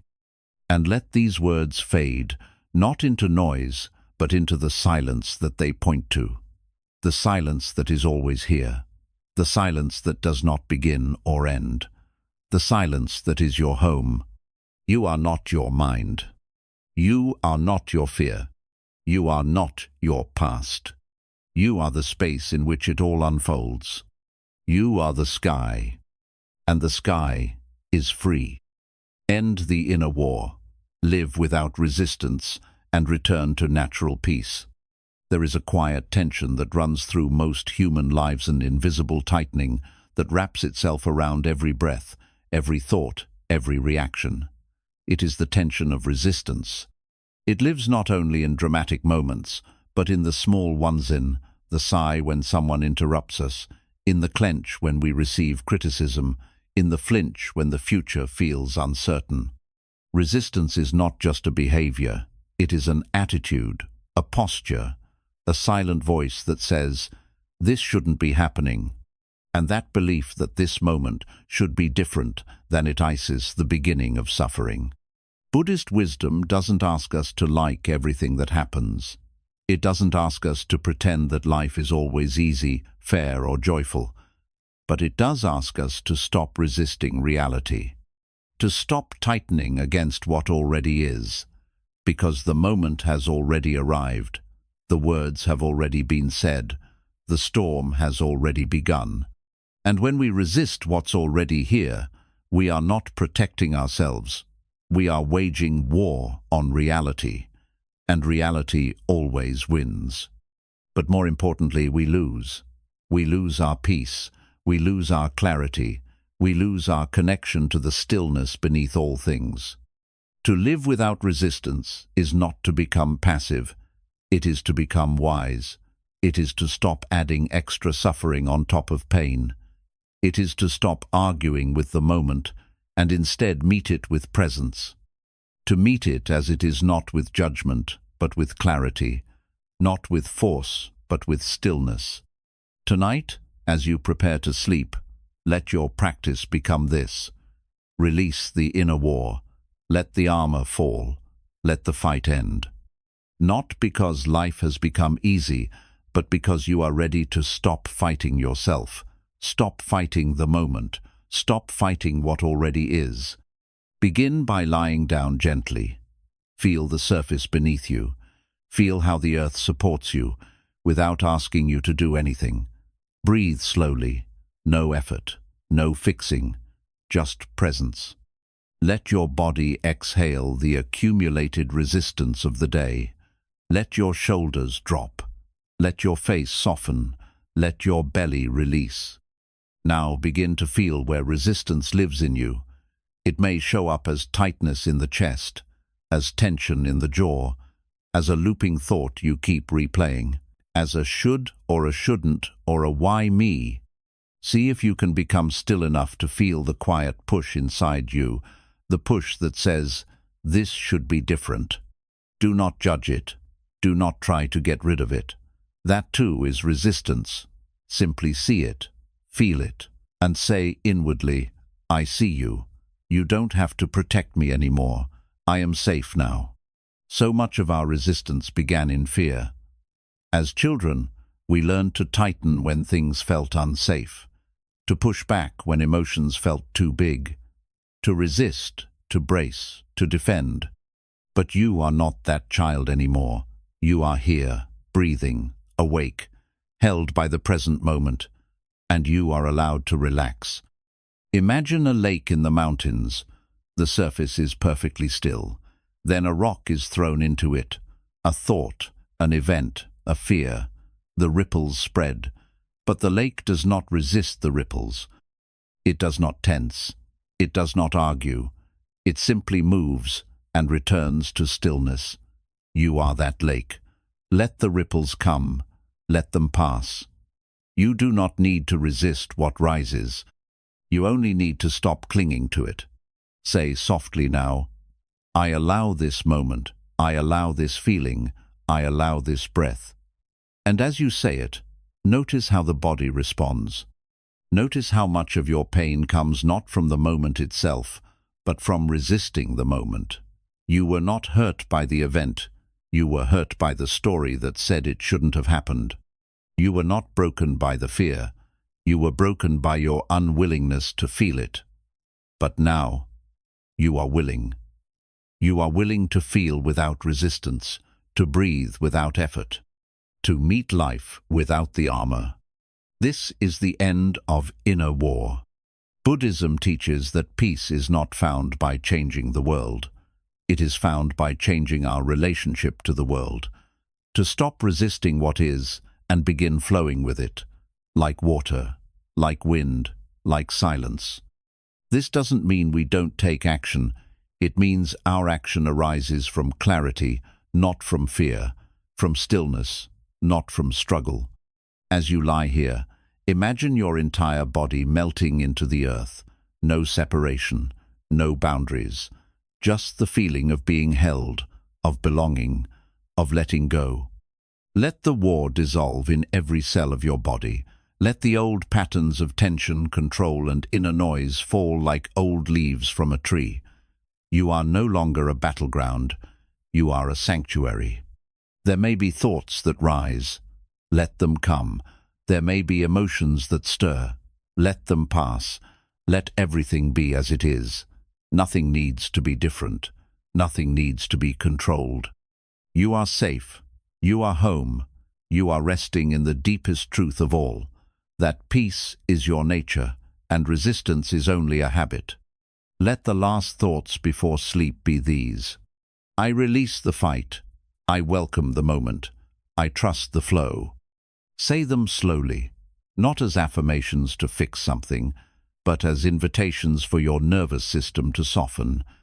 Let them echo through the stillness like a bell that never ends. Let them guide your breath, your heartbeat, your dreams. You do not need to protect yourself from this moment. You do not need to force anything to change. You do not need to be anyone else. You only need to surrender. And in that surrender, you will find the quiet you've been longing for. Not because life has become perfect, but because you have stopped making war with imperfection. This is what it means to live without resistance, to wake without dread, to act without fear, to speak without defensiveness, to love without armor, to sleep without the weight of your own mind. You are not broken. You are just tired of the fight. So let it end here. Let it end now. Let yourself be free. Embrace yourself as you are. The healing power of radical self-compassion. There is a deep ache that many carry silently, a quiet grief for the parts of themselves they have never learned to hold.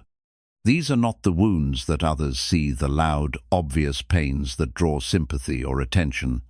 These are the inner fractures, the shame hidden under years of perfectionism, the guilt buried beneath constant achievement, the self-judgment woven into every attempt at love, belonging, or growth. It is the pain of being at war with yourself, the pain of never quite feeling enough, the pain of feeling like peace is something you must earn by becoming someone better than who you are right now. And so begins a lifelong cycle of fixing, improving, striving. You work on your mind, you refine your habits, you do your best to heal, and yet the voice remains, not yet, not good enough, not healed enough, not whole enough. You begin to measure your spiritual worth by how few mistakes you make. You judge your emotional progress by how little you feel pain. You start using the path itself as a weapon to beat yourself into becoming a more lovable version of who you are. But Buddhism does not teach us to become someone better. It teaches us to return to the truth that we are already whole. The path is not one of self-replacement, it is one of self-remembering. And that remembering can only happen through the doorway of compassion, not conditional kindness, not a gentle tone only when you succeed, but a radical, all-embracing compassion that says, even this part of me belongs, even this is worthy of love. Tonight, as you prepare to rest, let this truth descend into your body like warm light.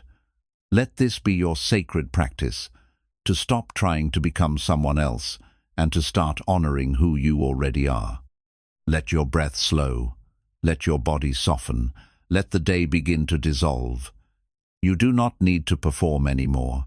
You do not need to present a perfect version of yourself to the world or to your own mind. You are allowed to arrive at this moment exactly as you are. Start by noticing the parts of yourself you usually reject.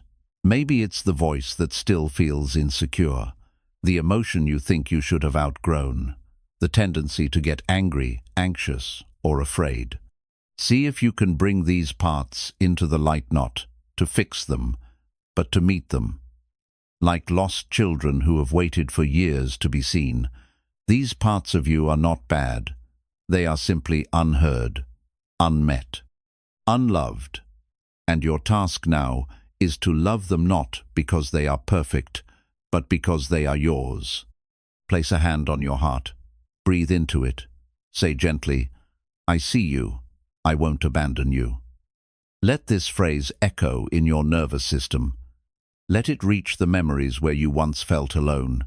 Let it speak to the child inside you who thought they had to be flawless to be held. Let it speak to the teenager who tried to survive by hiding. Let it speak to the adult who still doesn't know how to rest. This is self-compassion, not a performance, not a technique, but a return, a reunion, a sacred homecoming to the parts of you that have always waited for your own embrace. Let the body respond, let it tremble if it needs. Let tears rise if they come, let emotions surface. There is no shame here, there is only space. Spaciousness for the full range of your humanity to exist. Spaciousness for your pain, your confusion, your beauty, your longing. You do not need to understand it all. You only need to allow it. And in this allowing, you begin to unwind 1,000 years of internal war. The war that said some parts of you were unlovable, that love must be earned, that softness is weakness. You begin to dismantle the lie that says healing means becoming someone else. Healing is not becoming someone else. Healing is becoming friends with yourself, fully, deeply, unconditionally. Let your breath become the vehicle of that friendship. Inhale. I allow myself to be seen. Exhale. I offer love to what I see. Inhale. I welcome all that arises. Exhale. I respond with care. Over and over, like waves touching the shore, let this breath carry you into your own heart. Somewhere along the way, you were taught that certain parts of you had to be hidden, that they made you too much, too sensitive, too messy, too broken. But these teachings came from others who had not yet learned to love themselves. You don't need to inherit their beliefs. You don't need to repeat their patterns. You are here now. You are awake. And you are capable of choosing a new way. A way that includes all of you. You are allowed to be tender. You are allowed to be unsure. You are allowed to fall apart and still be worthy of everything sacred. You are allowed to speak to yourself with kindness 7 when you fail. You are allowed to sit with your own sorrow not as something to erase, but as something to cradle. You are allowed to be in process, to be a human being full of light and shadow, peace and pain, clarity and confusion, because that is what you are, a full-spectrum miracle, a walking temple of contradictions, a sacred paradox. And the more you embrace every piece, the more whole you become. Wholeness does not come from fixing what's broken. It comes from loving what you once exiled. It comes from becoming the safe place your inner self always needed. And so tonight, as you drift towards sleep, make this your vow. I will be my own refuge. I will be the one who never leaves. I will meet every part of myself with love. Let these words sink into your bones. Let them become your prayer. Let them reshape the way you speak to yourself, not just now, but tomorrow, and the day after that, and every day you rise again. You do not need to become worthy. You already are. You do not need to fight your darkness. You only need to light a candle and sit with it. You do not need to reach for some higher self. You need only to bend down and lift the forgotten self inside you, the one who still waits patiently, faithfully for your own love. Let it begin now. Let the war end. Let the homecoming begin. You are not too much. You are not too late. You are not unworthy. You are healing. You are remembering. You are becoming whole. And it all begins with one choice: to love what you once tried to change, to hold what you once tried to hide, to return to you. Return to the silence within, where awakening begins and suffering ends. There is a place inside you that no word has ever touched. A space so quiet, so ancient, so boundless, that it does not rise and fall with your emotions, nor shift with your moods, nor depend on the world to remain still. It existed before language, before memory, before identity. It is not made of thought. It is not defined by story.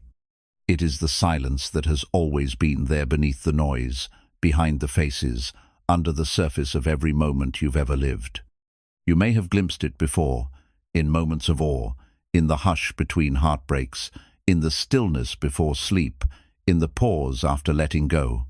It never speaks, yet it holds the answer to everything.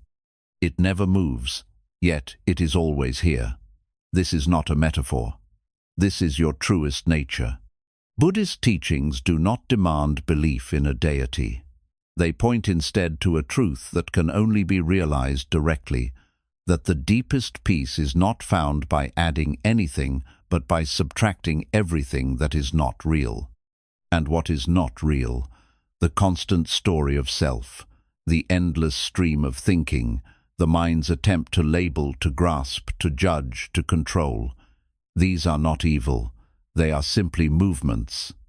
Movements in consciousness, like waves upon a still ocean. But you are not those waves. You are not even the ocean. You are the depth beneath, excellent, infinite, awake. And yet most live their lives on the surface. They are lost in thought, lost in time, lost in identity. They are always reaching, always reacting, always chasing meaning in places where it cannot be sustained. Even spirituality can become another chase, another identity, another noise. But silence is different. Silence is not a tool, it is not a technique, it is not something you do. It is what remains when everything else stops. And it is there, in that stopping, that the mind dissolves and presence reveals itself not as an idea, but as the most natural, intimate, unshakable truth. Tonight, let this silence become your home, not to escape the world, but to return to what is more real than the world. Let the breath be your guidenote, to control it, not to shape it, but to follow it like a child follows their mother's hand in the dark. Breathe and notice, not with effort, but with tenderness. Let each breath draw you inward. Let each exhale take you deeper, not into thought, but into the space between thoughts. Not into memory, but into the presence behind memory. If a thought arises, let it go. Not because it is bad, but because it is not needed. You do not need more words. You do not need more answers. You need only to listen to what has no sound, to what cannot be named, to what has waited so patiently beneath the noise of your life. This is the doorway of awakening. The doorway is not marked by grand visions or ecstatic bliss. It is marked by stillness, stillness so complete that the mind cannot remain. Stillness so vast that even the desire to awaken begins to dissolve. There is no arrival in this space. There is only letting go, again and again and again, letting go of needing to become, letting go of needing to understand, letting go of the search itself, until all that remains is this breath, this moment, this silence. Let it hold you. Let it teach you. Let it reveal what no teaching ever could. Say softly within, not as a mantra, but as a remembering. I return to silence. I return to truth. I return to what I am. And feel what happens when there is no more resistance, no more chasing, no more improvement. Just the quiet recognition that nothing needs to be added to you. That peace is not a state to reach. It is a state to remember, because it never left. It was only hidden under the noise, under the striving, under the constant doing. This silence is not passive. It is alive. It is intelligent. It is compassionate. It sees everything, but clings to nothing. It allows every emotion, but is touched by none. It witnesses pain, but remains whole. This silence is your original home, the one you knew before you were named, the one you long for in every external search, the one that holds every version of you with perfect, wordless love. As you continue to lie still, let your body become soft, let your breath become natural, let your mind begin to dissolve, not because you force it, but because there is nothing left to grasp. Nothing left to defend, nothing left to explain. Say within, I surrender to the silence that has always held me. And as you do, you may begin to feel it not as a sound, but as a presence. Not as a thing, but as the space in which all things appear. A space that never judges, a space that never abandons, a space that was with you in your first breath and will remain in your last. When the mind goes quiet, when you stop identifying with the waves, what is left is not emptiness, it is fullness. It is the fullness of being. the fullness of this exact moment just as it is. It does not need to be understood, it only needs to be lived. In this silence, there is no self to protect, no future to fear, no past to fix. In this silence, there is only presence, pure, vast, luminous presence, and it is not outside you. It is you. It has always been you, the awareness behind every experience, the seer behind every thought, the stillness behind every breath. This is the end of the search, not because you've reached a goal, but because you have remembered who you are. And who you are is not separate from anything. You are not a person in the universe. You are the universe, appearing as a person. You are not a thought in the mind. You are the awareness in which the mind moves. You are not a seeker. You are the silence the seeker longs for. Let this truth become your rest. Let it cradle you into the deepest sleep. Let it dissolve every illusion of lack, of separation, of not enoughness. Let it wash through every cell in your body.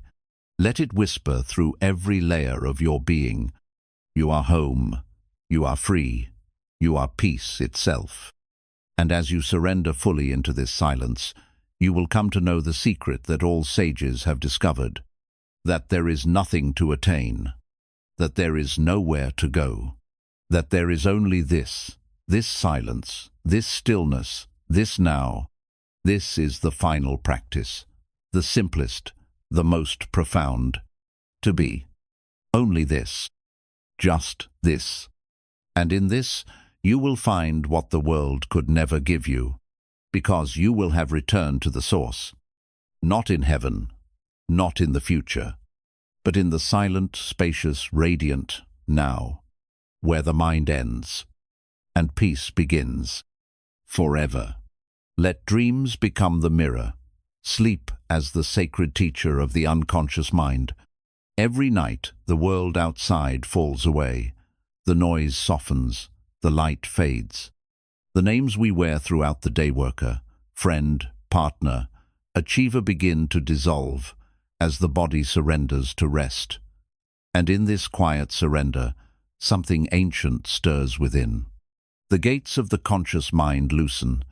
The veil between waking and the unseen thins. The subconscious, which spends the day just beneath the surface, rises gently, like mist over a still lake. And through this mist, we begin to dream. Most people pass through this doorway unconsciously. They carry their anxieties into sleep like bags over their shoulders. They fall asleep, worried, and wake up heavier than before, not knowing that the night was never just a pause in their journey but a vital part of it. They treat dreaming like an accident of the brain, a side effect of exhaustion, not realizing that within these nightly images lies the raw language of the soul. But Buddhist understanding sees it differently. In Buddhism, the mind is not divided into day and night.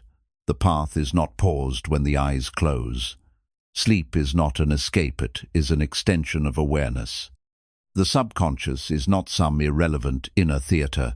It is the foundation upon which waking thoughts rest. And dreams are not random. They are messages, shadows, symbols, sacred echoes of truths we are not yet ready to face in daylight. If you walk the spiritual path only during the day and neglect the night, your transformation will remain incomplete, because the mind you try to master while awake is only the surface. The true roots lie below, in the deep soil of your subconscious, and the dream state, if approached with reverence, becomes the most honest mirror of who you are. Tonight, let your sleep become sacred. Let it be not just recovery for the body, but revelation for the soul. This is not about interpreting dreams as riddles to solve. This is about allowing your dreams to reflect what your conscious mind has suppressed, your hidden desires, your buried fears, your unmet needs, your deepest truths. This is about letting sleep show you what your ego hides. Begin with stillness, not just in the body, but in intention. Let your room become quiet, dim, unhurried. Let your thoughts begin to slow. Let your breath soften and speak softly within. Tonight, I will meet myself beneath the surface. I will allow the truth to rise without fear. I will not judge what appears. I will simply witness. Say this not as a command, but as a surrender. Because the subconscious does not respond to force, responds to safety. The safer you make the space within, the more it will reveal. As you drift, bring awareness to the kinds of dreams you often have. Not to analyze them, but to notice them as patterns. Do you run in your dreams? Do you hide? Do you fight? Do you search for someone? These recurring themes are not meaningless, they are roadmaps. If you often run, your soul may be asking you to stop escaping something. If you often dream of falling, you may fear losing control. If you dream of past places or people, your inner self may be showing you where healing still waits. But even deeper than these meanings is a gentler truth. Your dreams are not meant to be solved, they are meant to be held. Held with curiosity, held with compassion, held with stillness. Buddhist awareness invites us to carry presence even into the dream state. Not to control the dream, but to witness the dreamer. This is the beginning of lucid sleep, not as a trick to fly or bend the dream to your will, but as a deeper awakening to the illusion itself. Because dreams are not so different from waking life. Both are constructed by the mind.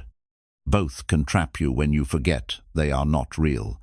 Both can liberate you when you realize you are the awareness behind them. So, as you fall asleep tonight, say softly, "Let me remember who I am, even in sleep. Let me witness without clinging. Let me wake, even as I dream." And feel these words pass into your heart, like a prayer not to someone else but to the deepest part of you, the one who watches the dream, the one who knows the mind but is not the mind, the one who rests in the silence behind every image, every symbol, every emotion that rises in sleep. There may be nights where nothing profound appears. That is okay. Not every dream must be remembered.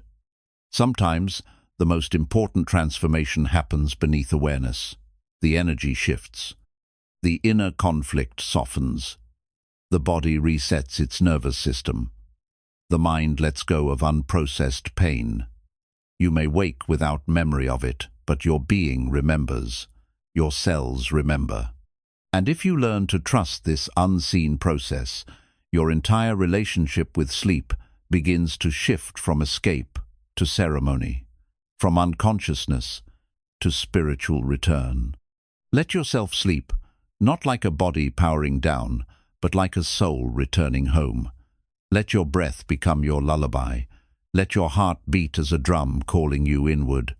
Let your dreams unfold without resistance, without interpretation, without fear. And whatever arises, whether beautiful or painful, clear or strange, meet it all with the same soft awareness. This too is me. This too is part of the path. Some dreams may bring fear, old traumas, memories or archetypes rising from the depths. Do not run. These are not signs of regression, they are the signs of release. You are strong enough now to feel what you once could not. You are spacious enough now to hold what once overwhelmed you. And if, in the middle of a dream, you remember this, if you remember that you are not the dream, but the one witnessing it, then even fear becomes a teacher. Even nightmares become gateways. Even the darkest image becomes light when you no longer resist it. And over time, something beautiful begins to happen. Your days become lighter, your triggers begin to soften, your emotional reactivity begins to fade. Not because you learned another technique, but because the part of you that was always reactive has been seen, has been felt, has been held, has been healed while you slept. This is the power of sacred dreaming. Not to predict the future, not to replay the past, but to reveal what is buried, to awaken what is forgotten, to free what was trapped. You may begin to notice moments during the day when you feel echoes of the night, a sudden calm, a sense of déjà vu, a softness around someone who used to anger you. You may not remember the dream, but the healing remains. You are being rewired, not by force, but by deep surrender. And so, each night, let sleep become your temple. Let the pillow become your altar. Let your breath become your mantra. Let your dreams become your mirror. Let your subconscious become your teacher. You do not need to know how it works. You only need to allow it. You do not need to guide it. You only need to trust it. You do not need to remember the dream. You only need to wake softer. Say now, one last time before sleep, "Tonight I walk through sacred darkness. I welcome every dream. I allow healing beyond my understanding, and I trust that the real work is being done." Then close your eyes, not as an ending, but as a return. Return to yourself. Return to silence. Return to the unseen world within. Let the dream take you. Let it carry you. Let it show you the places your conscious self forgot. And above all, let it be kind. Let it be whole.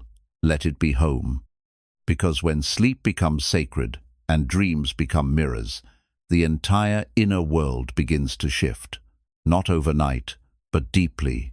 Not loudly, but permanently. And in this quiet revolution of the mind, you begin to live a new kind of life, one where even the night is light. One where even rest is growth. One where even the subconscious is free. One where you are finally whole.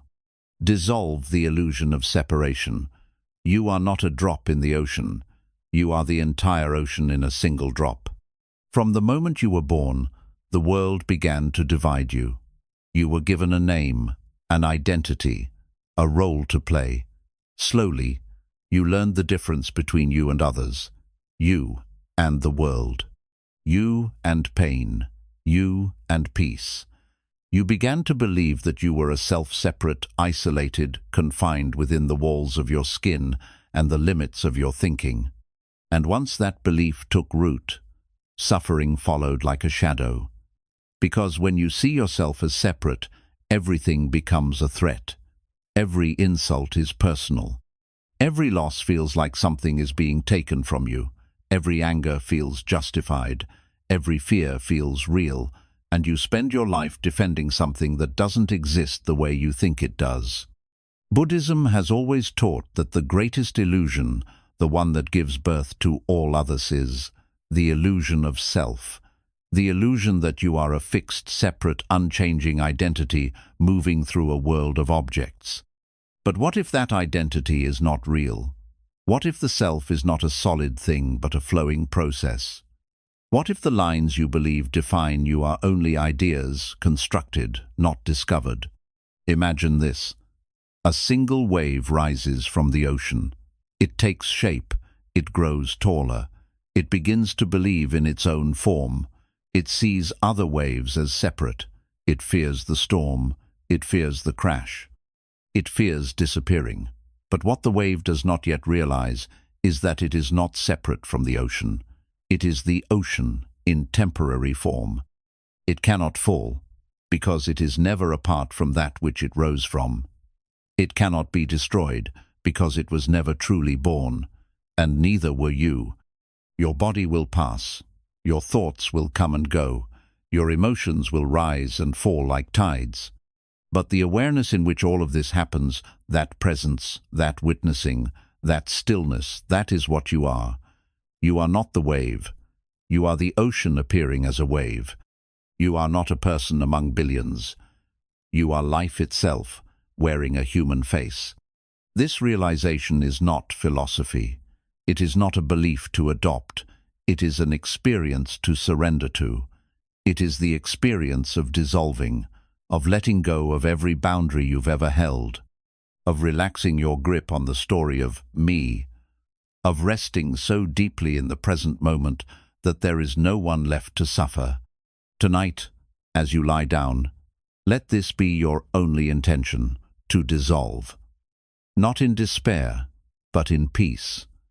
Not into nothing, but into everything.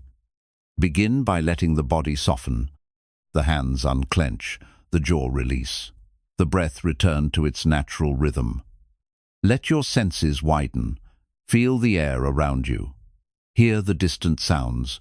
Let them all enter. Do not push anything away. Do not hold anything in. Just allow. Now bring your awareness to the space around the body. Not the body itself, but the field of sensation, of energy, of openness that surrounds you. Begin to feel that the space is not separate from you, that the air touching your skin is not a boundary, but a bridge, that what you call inside and outside are not two things. They are one movement, one flow, one vast field of being. The self begins to dissolve not through effort, but through intimacy, through the realization that what you observe is not separate from the one observing. The tree you see in your mind is not outside you. The thought you have is not you. The feeling that rises is not owned by you. It is just rising, it is just falling, and you are the space in which it all occurs. If thoughts arise now, do not resist them. Let them appear and pass, like clouds in the vast sky. But notice the sky is never affected by the clouds. The clouds do not stain the sky. They do not limit it. They pass, and the sky remains. You are that sky. You are that space. Let this knowing become your rest. Dissolving the self does not mean losing yourself. It means realizing you were never separate to begin with, that the anger you held for others was always anger toward the illusion of separation, that the fear you carried was the fear of vanishing, but you cannot vanish if you were never apart. You do not need to hold yourself together anymore. You are held by life itself. Say softly, I am not separate. I was never separate. I am the breath. I am the silence. I am the dreamer and the dream. Feel those words in your chest, not as ideas, but as a quiet opening, a loosening of identity, a relaxing of the grasping that causes so much pain. You do not need to control this moment. You do not need to hold it, name it, or claim it. You only need to fall into it. And as you fall, the boundaries begin to fade. The me that needs to be defended begins to disappear. And in its place, a vast peace arises, peace that no insult can reach, no loss can diminish, no fear can shake. This peace is not fragile. It is not circumstantial.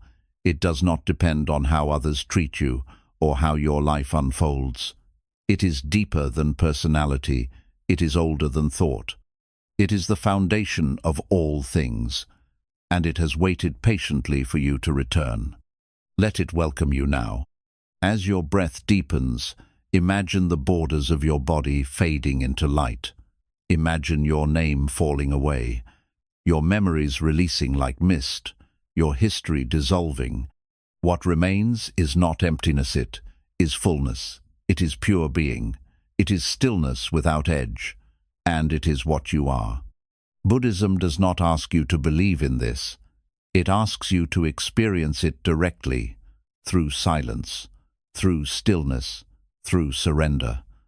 Not as a theory, but as a homecoming. Tonight, let your sleep be that homecoming. Let the wave return to the ocean. Let the mind return to awareness.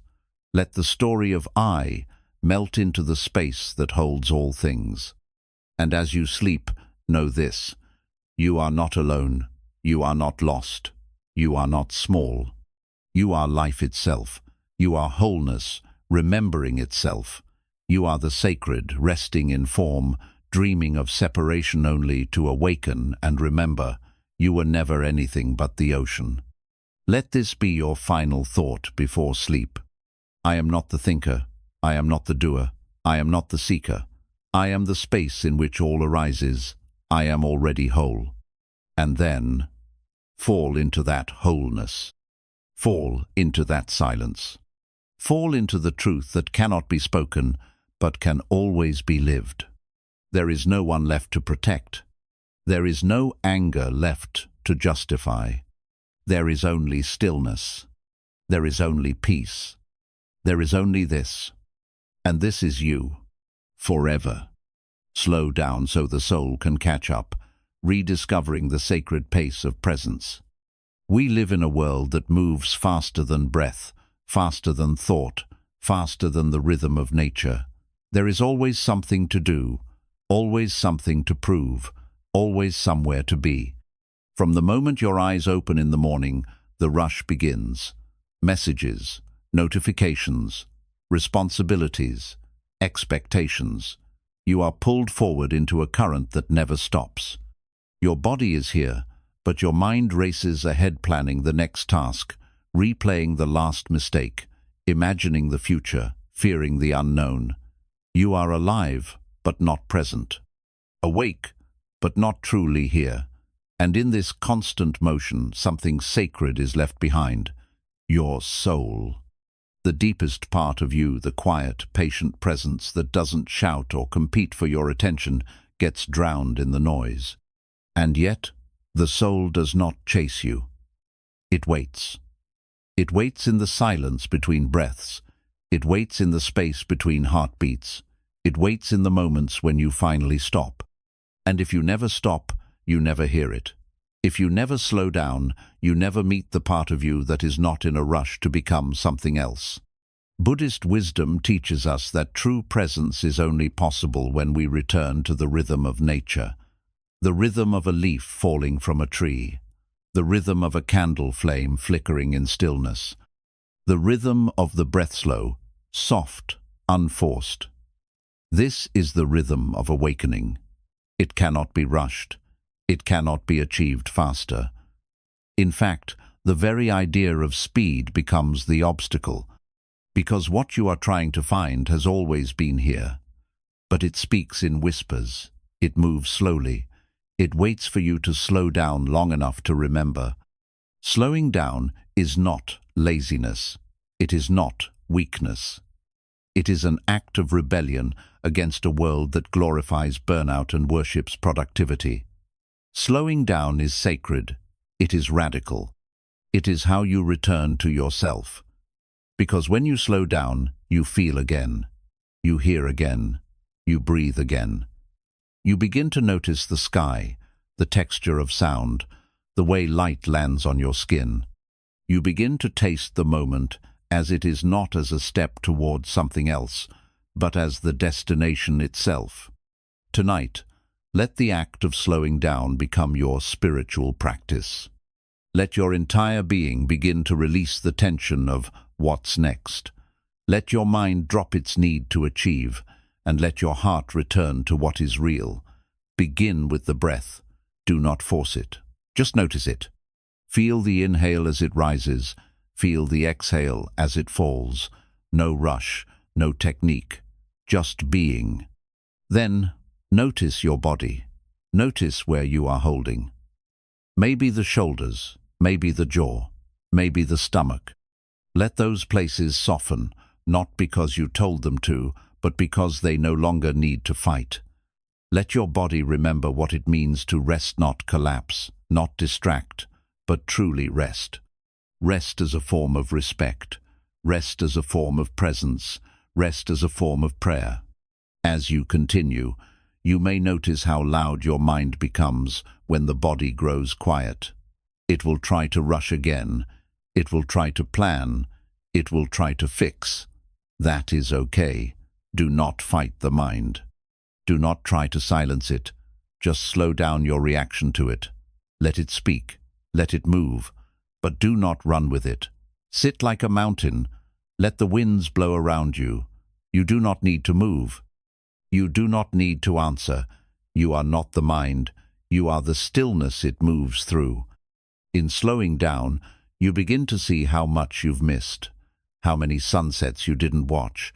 How many breaths you didn't feel. How many moments of beauty passed you by because you were too focused on the next thing. This is not to create regret. It is to create awareness, so that now, in this moment, you can choose differently. Let this moment be enough, not as a cliché, but as a vow.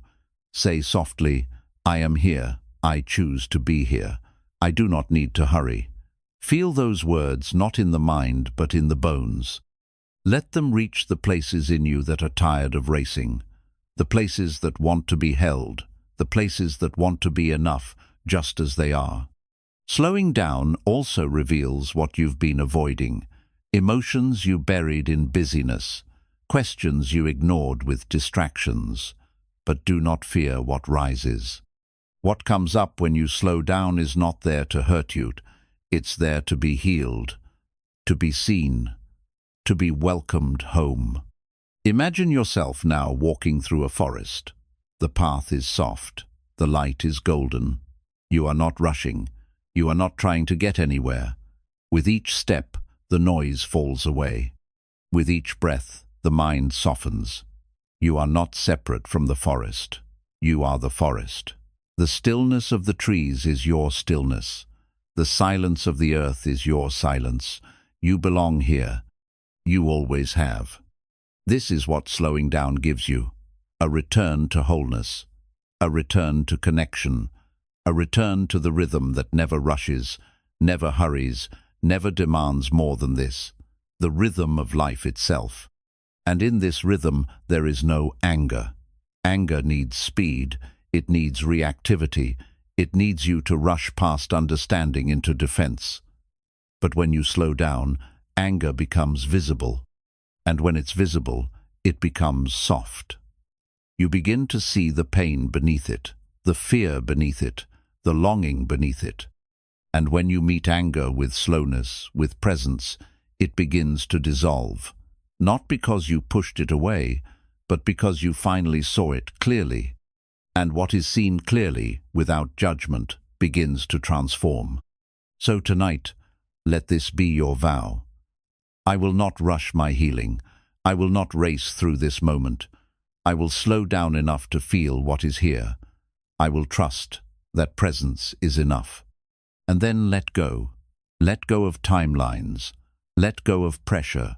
Let go of the voice that says, you must be more by now, that you must be healed by now, that you must have it all figured out. None of that is real. What is real is this. You are breathing, you are here, you are aware, and that is enough. As you fall into sleep, let the pace of your being match the rhythm of the earth. Let your breath become like the wind, soft, unforced, free. Let your body become like the moon, quiet, luminous, full. Let your mind become like water, still, deep, transparent.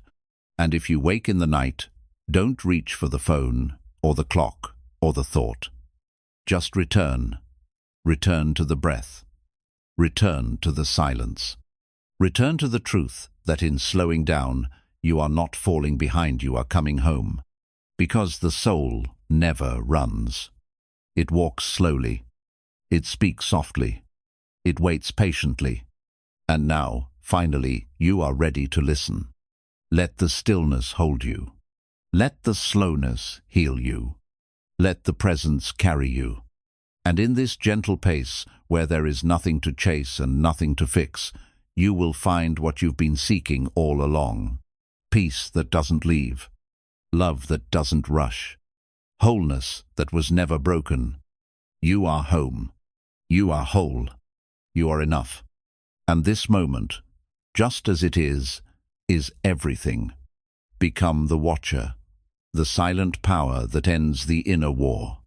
There is a moment, rarely noticed, but always available, where everything changes. It is not loud. It is not dramatic.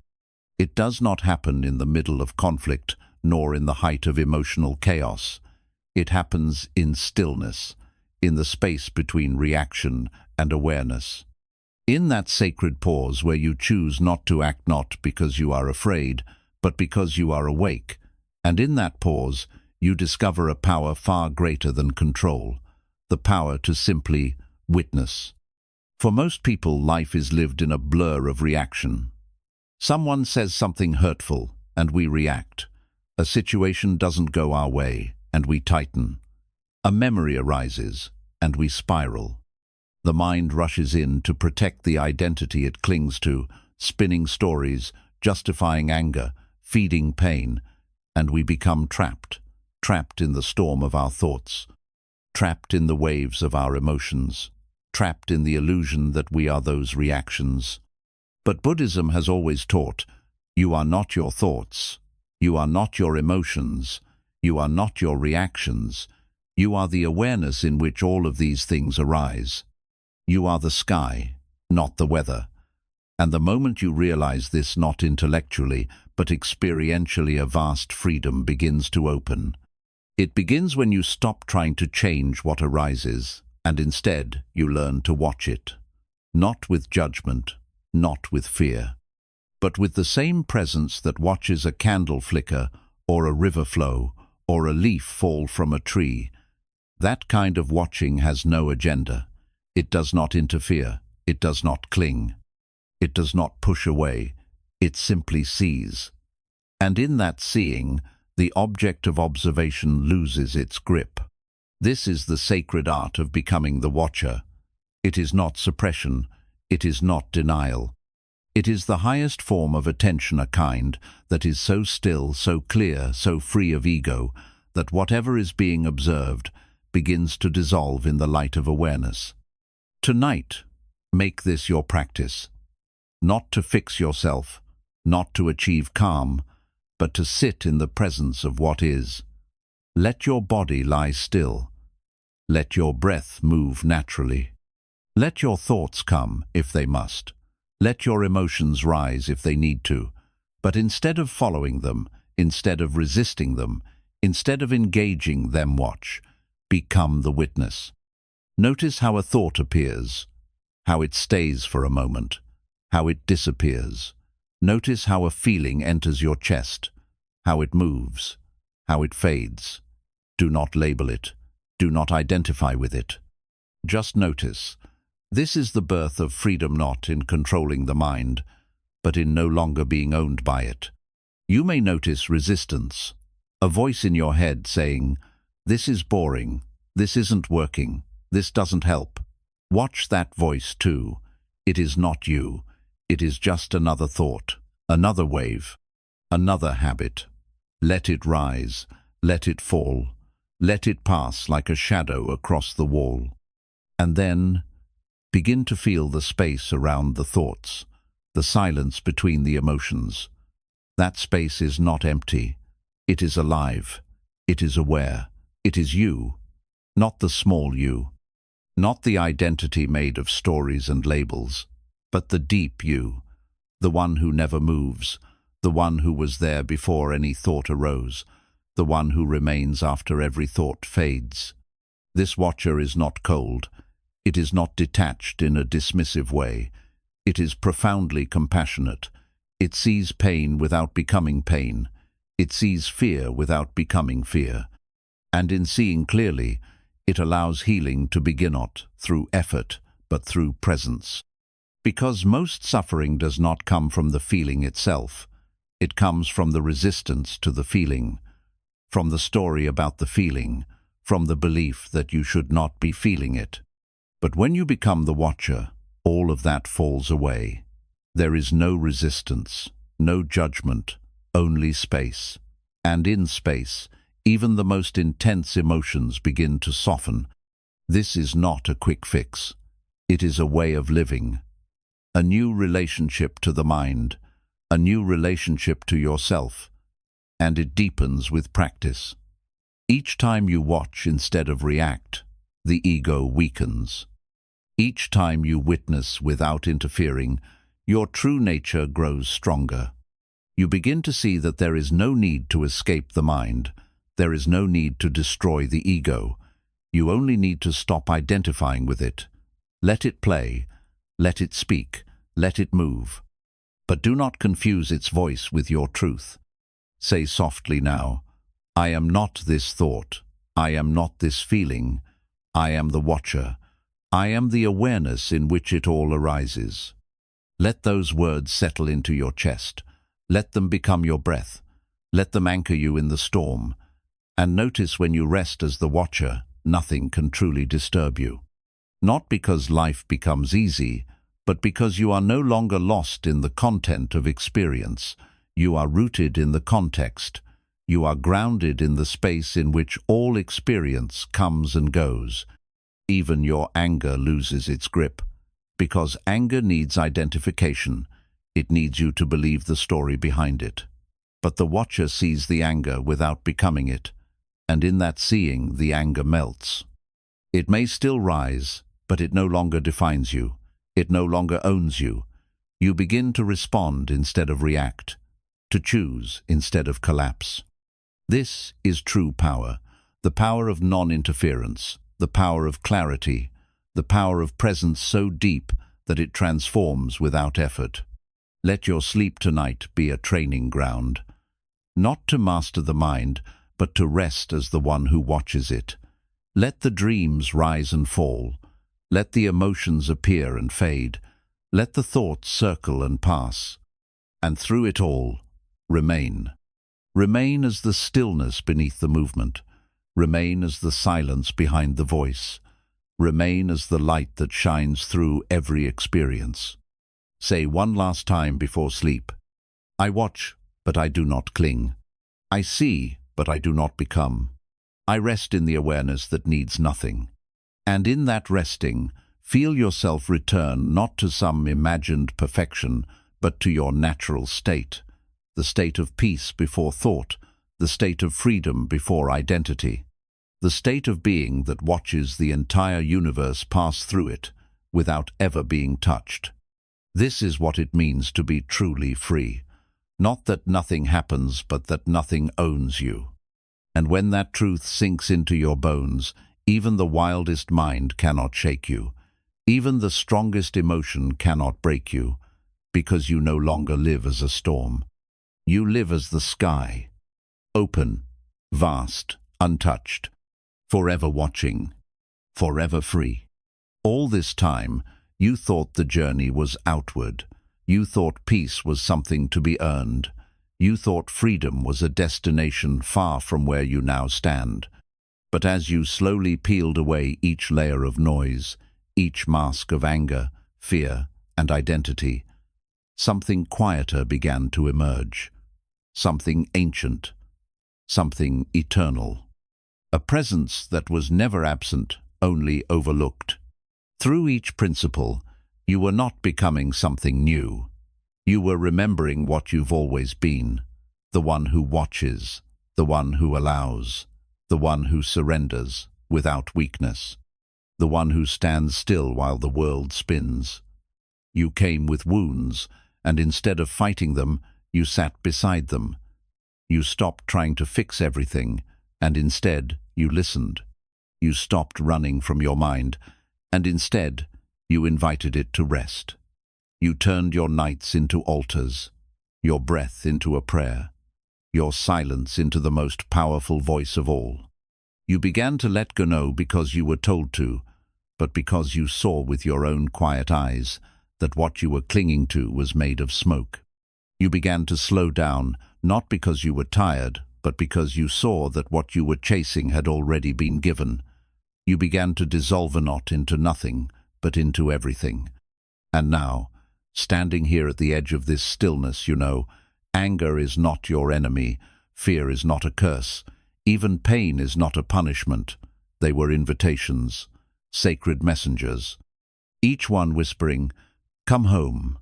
And when you finally stopped running, when you finally sat still, when you finally watched without flinching, they faded, not because you destroyed them, but because they had delivered their message, and they were no longer needed. You are not what happened to you. You are not the voice in your head. You are not your past, your patterns, or your pain. You are the awareness behind it all, the still flame that never flickers, even when the wind howls, the deep ocean that holds every wave without drowning in any, the silent mountain that watches all seasons pass, untouched and unmoved. And now, there is nothing left to seek, because there is nowhere else to go. There is no higher version of you to become. The highest version was always the one that could sit quietly, breathe slowly, love fully, and allow everything to be exactly as it is. So rest now, not just for the night, but into yourself. Lay down not to escape, but to remember. Let your breath become slow. Let your thoughts pass like clouds. Let your heart be light. And let your soul whisper its final gift. You are already home. You are already whole. You are already free. And in that sacred knowing, nothing can ever disturb your peace again, because you've rewired your mind not by force, not by war, but by surrender, by pause,